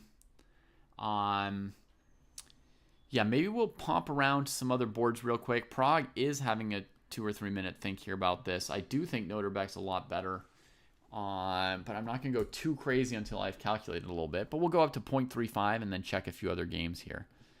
Oh, we've got 2 copies of the Nodirbek game. All right, let's close one of them. Wesley's game was a draw. Looks like it was a few moves after when I thought it was, but they didn't use even half of the time for the round. So, woo. Maxime and Levon, yeah, we guessed the position that they would get here. The point of e6 was bishop g7, knight f6. Two opposite colored bishops, raking two open kings. Very sharp.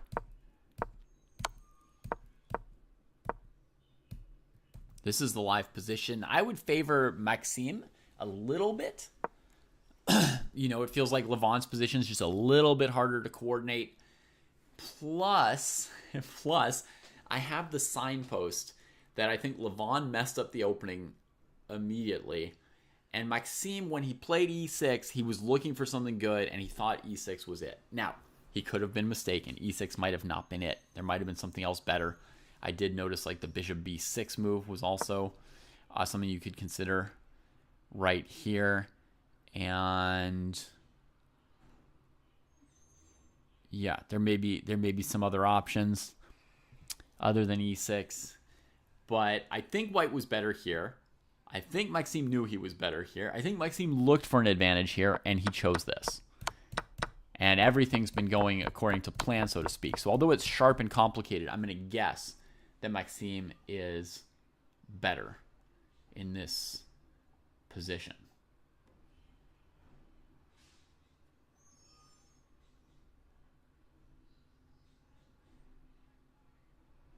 Exactly, Sushan. It's that kind of a move. It's a move that just makes your opponent sweat. And you can see if the times are right, Sevian now at 13 minutes.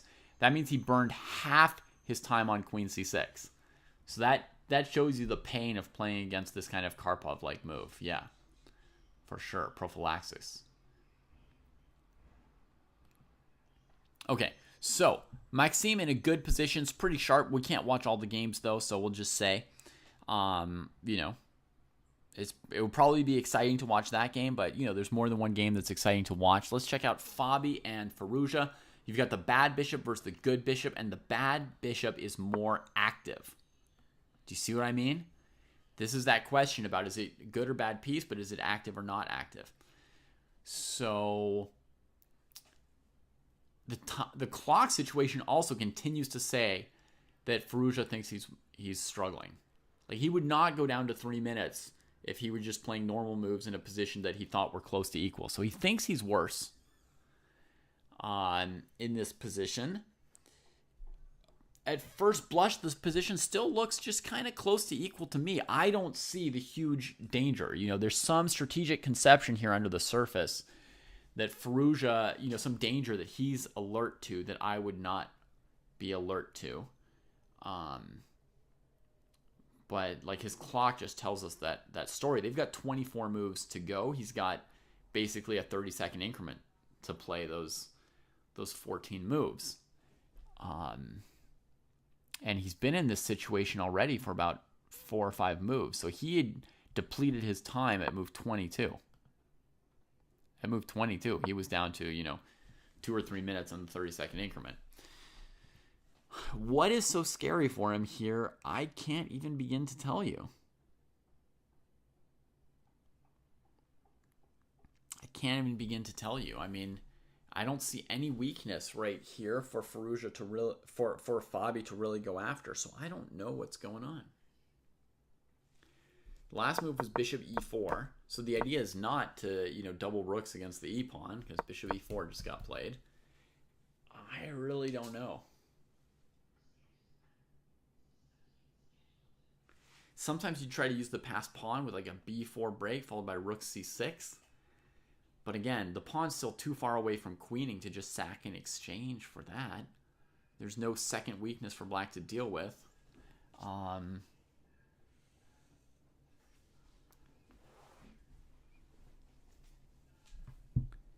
Yeah, I don't know what Fabi's doing. It's got to be something deep, folks. Or Firouzja's just having confidence issues today. And then over here, this was our main game. After rook d6, 3.5 minutes, we get knight f4. So he's looking at moves like rook b1 check, king up, rook b2, and ideas of knight f4 and bishop f1 going after g2. That's kind of Pragg's counterplay. Why does he need counterplay? Because this A pawn is eventually dead facing the bishop pair. It's like a real danger for black here. You cannot hold this pawn forever. I mean, even here, rook d8, king h7, rook a8, you can start to feel it. I guess you could play a6 for a while. So maybe that's not clear enough. Maybe first we chase the bishop with rook c6. Yeah, threatening rook a6, so you make the bishop find some other square here. Harass it on the c file. No, it's a tough position for black. And once you've kicked this bishop, if it goes away from a6, then white's got the plan of moving this bishop to this diagonal. That's painful as well. This is a very scary position for Pragg. Very scary. I mean, it's concrete. You know, what threats can white do? What counterplay does black have? Can white contain it? Generally speaking, I feel like black needs to look really hard for counterplay because I don't think passive defense is going to hold up long term here. And that's a very, very important concept in defense and chess in general. Is first of all, there's like these questions of who's better long term, and that tells you who's trying to do something now. Sometimes in chess, right? Okay, who's better long term? Well, for a while we've kind of known that it was Nodirbek with that latent bishop pair. He's finally busted out that bishop pair, C pair. You lasted long enough to see Nodirbek's bishop last long enough to see that there was still potential for it because of all the space he had. He was able to make a break. Pragg didn't want to concede all space, made some trades, and the bishop emerged, right? So the bad bishop, but not the condemned bad bishop. So, okay, so yes, white was a bit better long term. Now, Pragg has to decide, do we defend passively or by seeking counterplay? Passively says, you can't quite break through. I can just sort of blockade, defend my one weakness. Hopefully, if I only have one weakness, right? I can just hold, just defend, right? Just do things like centralize my king. Don't make any new weaknesses. But this, knight h5, knight f4 is the other approach, which I think is correct here, right? The other approach is counterplay. The other thing is you say, long-term passive defense will be broken down. If I sit here trying to defend everything I have forever, the opponent will eventually be able to outmaneuver my pieces and break through my one or more weaknesses. I agree with Pragg's assessment here with knight h5. I think long-term passive defense in a position like this against the bishop pair, they eventually pick off your a-pawn, which is too far away from your knight, right? There's a couple files of squares where the knight has no pawns to protect it. It just can't help over there. So eventually, the bishop pair, they poke this rook. The rook pokes the bishop. They chase the black pieces that are kind of fighting 2 against 3, sometimes on the queen side. They chase them off their best squares, and white eventually wins the a-pawn. And once white's won the a-pawn, nobody's stopping white's a-pawn, right? I mean, it's going to be you're going to have to sack your light squared bishop for it or something. So I think long-term the position's lost for Pragg, so he goes for counterplay. So he's going to counterattack a light square on the king side. And then Nodirbek has to decide the eternal question of the person pressing. Do I have to stop the counterplay or can I outrace the counterplay? Right? Which would mean I go take a7 while you take g2. Right? And then I win with my a-pawn while you can't do as much with your kingside extra pawn. Right? So 2 approaches, right? Stopping counterplay would be I play rook d2. Now you're never going after g2, right? And I'm going to take my time. I'm going to play rook c2, poking your bishop. I'm going to play bishop c6, try and get it to d5. I'm going to play king f2. And then saying, after I've stopped black's counterplay, I'll still be able to go active again without re-allowing the counterplay, right? So you can collect yourself first and stop counterplay, or you can just press for it with rook c6 here, I would think.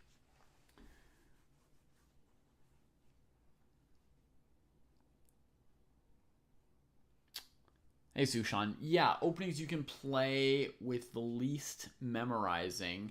You know, I in general study almost all openings with the approach of sparring, just playing the position a few times with white and with black, versus trying to memorize moves. Even some, you know, fairly sharp positions, I just trust myself to calculate during the games. Rook c6. That's what I expected.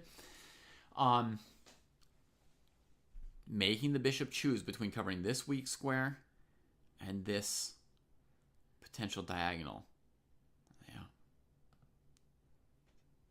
Tough defense for Pragg. I'm going to raise my evaluation to 0.5 because I have not seen anything that changes my sense that that is a really tough defense for Pragg here. Maybe I should even go 0.6, 0.7, something like that. Oh gosh, Vikram, can you go back 2 minutes in the broadcast? Because I just explained why the bishop pair would eventually win here if black doesn't find counterplay immediately. And I don't think I can re-explain it better than that, nor do the other people here want to re-listen to the same thing 10 seconds later. That's one of the best explanations I've ever given on this subject right here, I think. You know, I'm gonna go full 0.6 here. I'm gonna really show that I feel like it's dangerous. So we got rook d1 from Sevian. So knight e4 was prevented. So he trades a rook.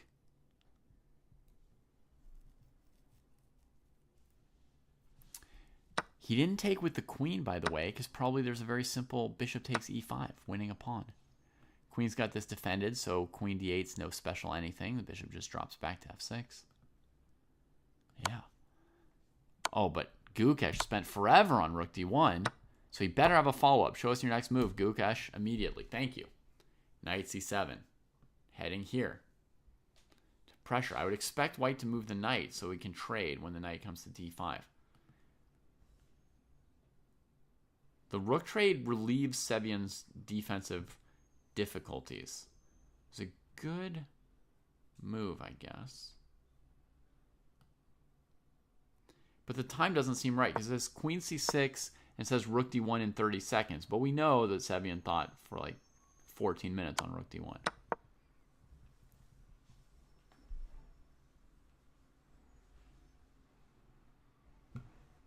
On YouTube, Vikram, it should be easy to just click like a few minutes back in the video, right?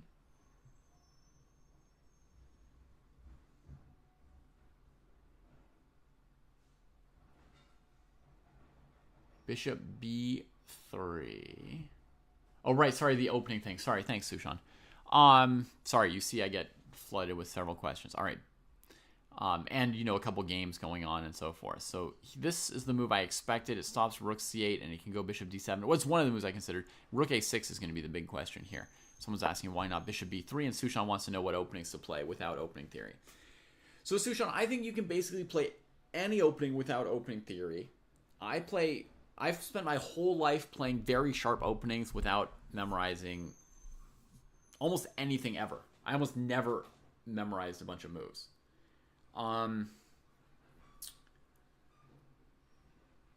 But there are some openings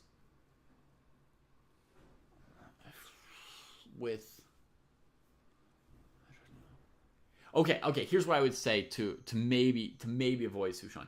You might want to avoid openings where there's very often like one or two best moves because your opponents will be able to do more preparation. You'd rather play a position where they can't prepare either. Like in Exchange Queen's Gambit, there's 7 different moves that are equal for white, and then there's 7 different moves that are equal for black, and every single move that's the case. So that's a kind of opening where you will basically never be punished by an opponent who's memorized more than you. So you can pick out openings where on most moves there's 4 or 5 or more plausible candidate moves for white and for black. And those openings, you have even less chance of anything going wrong for you. Okay?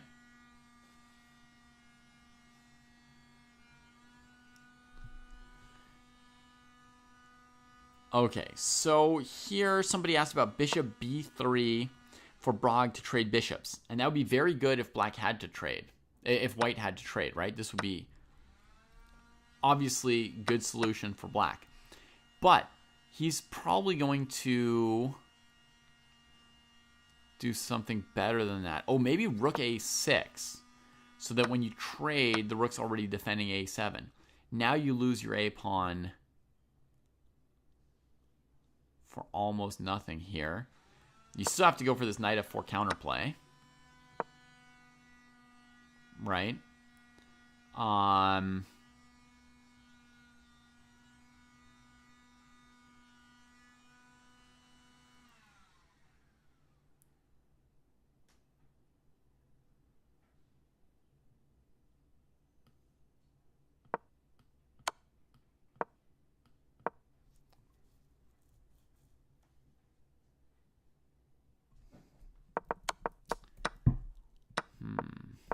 What's the right move for white here?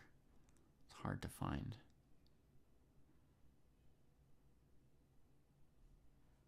Could be G3.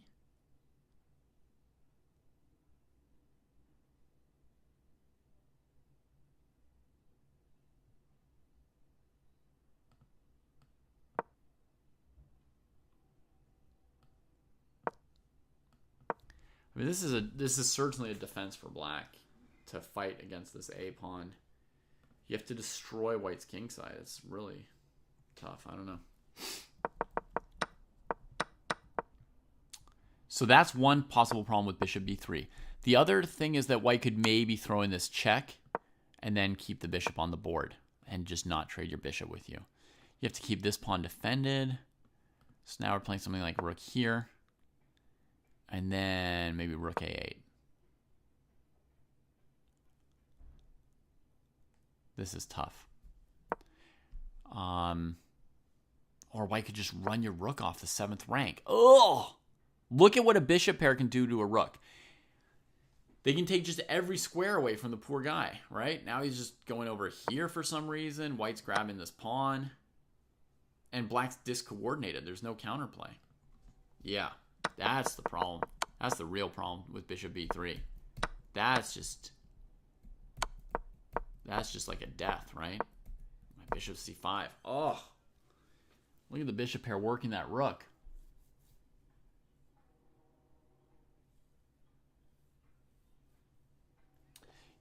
Yeah, Sushan, don't do things that make you hate it. You know, you got to skip those things. So bishop e6. The big question is rook a6. Nodirbek hasn't answered it yet. Knight c7. Bishop d6 played. Goes right back into this spot. So knight e8 would only repeat. So the main move would be knight here, but maybe also knight a6. It's so far away. You don't want to put your knight so far from the rest of the board, do you? Knight d5, you have the idea of going knight f4, knight g2 at some point, but knight d5, white probably plays queen e4. Well, queen e4, you could make some progress at least, right? This is progress. What other options is Gukesh thinking of here?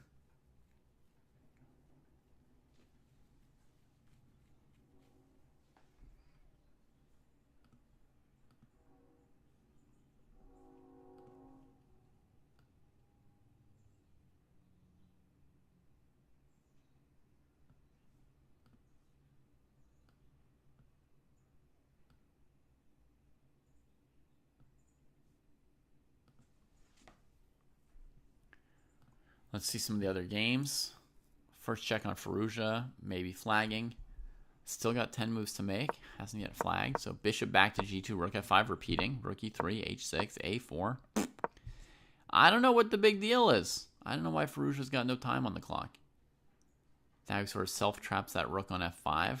Risky. Risky. For bishop e4, there's rook f2 for now. But let's say queen e2, then you just have to move out of the way of this, right? Okay. I don't see much going on there. I still don't know what Fabi's up to. Wait, is there d6 here as a candidate move? It's too risky, right, to give up f2. It's going to lose. Loses a rook. Okay, here. So against queen e2, we know he's just going to play queen back to d6, blocking the pawn, and the rook has an escape. Okay. Anyway, other game. Maxime. Queen f4, queen d5. This is where we were. Rook e5, queen c4, and the rook finally gets out from sitting here. Can come around somewhere else, look for a breakthrough.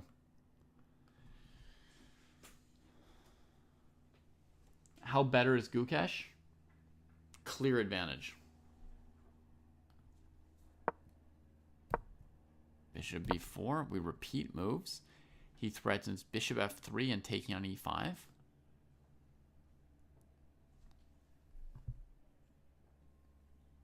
He's got a queenside pawn majority, and he's got the bishop pair, and Sevian is just defending. So it's teetering on winning, basically. Gukesh has a lot, like, he's around +1, you know what I mean? Like, he's got ways to probably win a pawn, and then, you know, he and Sevian are trying to figure out, is this pawn up position a win or not? Normally, you just try to advance the pawn majority further. You don't worry about winning a pawn on the king side in this kind of position. As black, you just try to break the blockade. But apparently he didn't like something with knight d5, so he didn't go for it.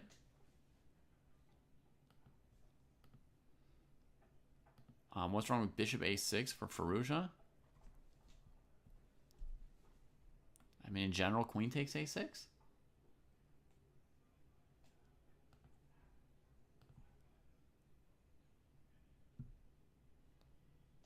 Yeah. +1 means you're not 100% sure it's winning, right, Sushan? Like somewhere around 1.25, 1.3, pretty much sure you're winning. +1, it's like there's still some chances of being frustrated, not being able to convert it. But it's like right on the border, you know. You can look, do I have any forced wins now and then? And you're evaluating a bunch of different positions where you're approximately up a pawn. Okay, interesting. Rook a6 was interesting.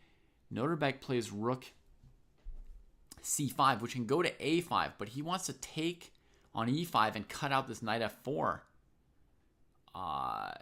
move. What's wrong with f6 for Pragg here? He throws rook b1. What's wrong with f6?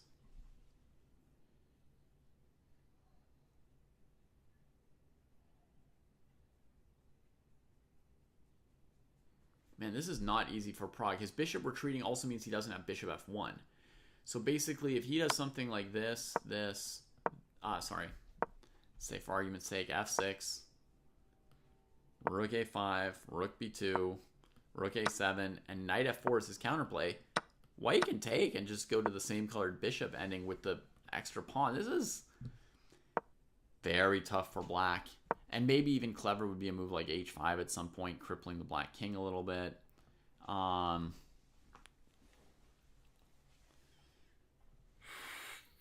Pragg is on death's door as well here, I think. Rook c1. Wow. Stop bothering my king, he says. Dang. What do you think the chances are of saving the game if you go into pure minor pieces here? 10%.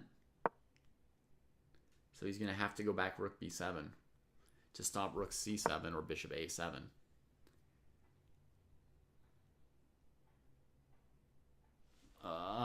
I'm putting him at death's door as well. Sorry, I'm going to put it at like 0.9 or something like that. It's almost as good as Gukesh's position. Knight c3 played, so he's conceding this pawn to maybe get this pawn, right? So now again, folks, we're immediately looking at an option like here. Here. This queen c6 is very powerful if you don't lose first. You see what I mean? It would have been very powerful. But black can take on g3 with check, right? By playing queen e1 check next move instead of f1. And then take on g3 with check, it's over. So if we can't go queen c6, then here we're sort of down a pawn for nothing. We could go gf3, and then you get an endgame that we basically had this exact position with the pawn on d3. We had this position with the pawn on d3, and I couldn't find a defense for white. With the pawn on c4, I'm going to say it's dead. I'm going to guess there's like no chance. So he goes knight c3, and Gukesh has to really calculate bishop f3 now. This is kind of the moment. This is the moment. Because the knight was on d1. His queen was already defending this pawn. He could have gone for improving his knight. He chose for going for the e-pawn. So now Sevian says, yeah, take my e-pawn.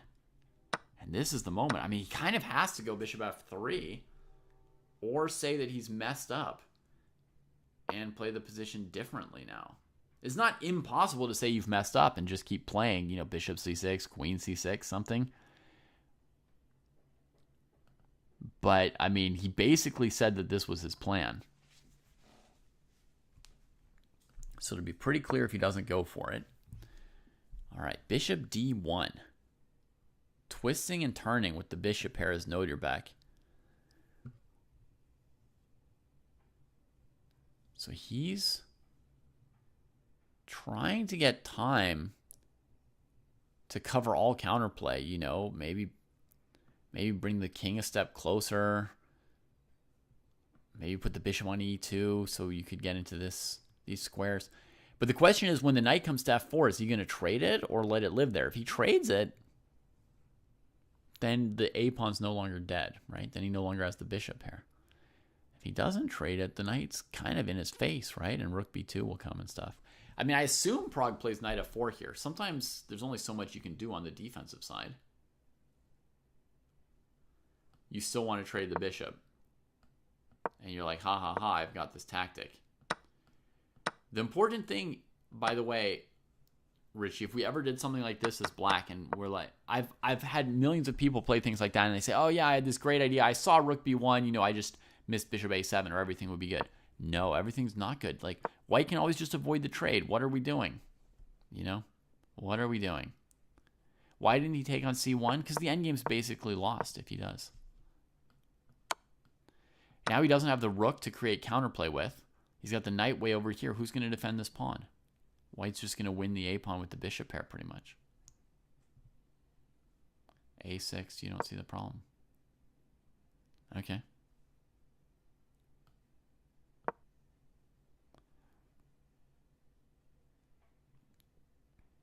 King starts to come. Hey, melt like butter. Actually, maybe even better. Let me play this move. Now your king can't join the game because of bishop c5. Let's make things a little harder for you. So you go knight f6 or something, or knight f4. You know, whichever you feel like. Watchmaking. Wow, that's cool. Do we have a move from Gukesh? Yeah. He takes his pawn. He believes in himself. Sevian takes with the queen, not hamstringing his pawn structure, but allowing queen e5 to defend the pawn. Now, I'm pretty sure I've refuted queen c6, so he doesn't have a tactical move here, but at some point queen c6 or queen e8 could be nasty. So I think g3 is the obvious move. And then black has to consolidate and prevent one of these moves from being a problem. Or create enough pressure that white can't attack, but look at this. We can't tie the white queen to f2 and prevent queen c6 and queen a8 without allowing something even worse. So, did I look at queen b7 here? No, but I assume it'll be lose the same as queen c6. So it's going to be g3 here. He's probably played it by now. There we go, g3 from Sam. And now, Gukesh, what can you do? I mean, one thought is knight c7, covering some of these things. But then, of course, queen b7 and queen c6 are moves you have to contend with. And your stuff is kind of tied up as black.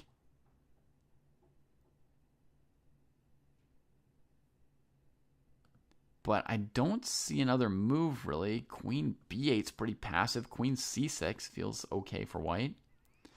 The queen large and in charge there. Knight c7 is really awkward. And then, I mean, he had to calculate this before he took the pawn. He's played a move. He's played knight c7, so he had to calculate this.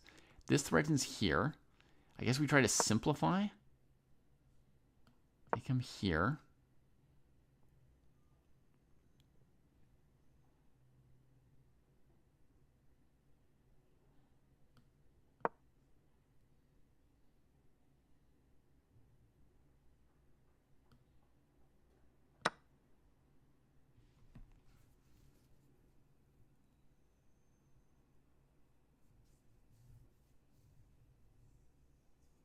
I don't really see black's advantage there.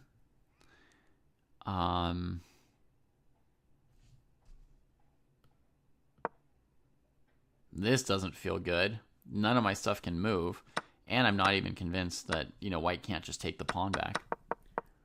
I don't see it, Gukesh. What's the plan? Oh, maybe here go aggressive and leave the knight hanging because it's not with check? Or mate? So you do something like check, king here defending it, bishop d4.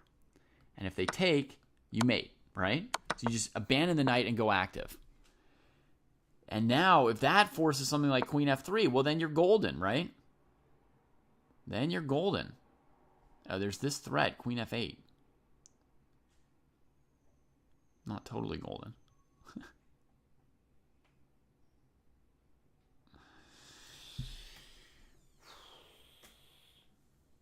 There's not even any way to defend the thing. Oh my god, I didn't pick up the kids. I gotta run. I'll be right back.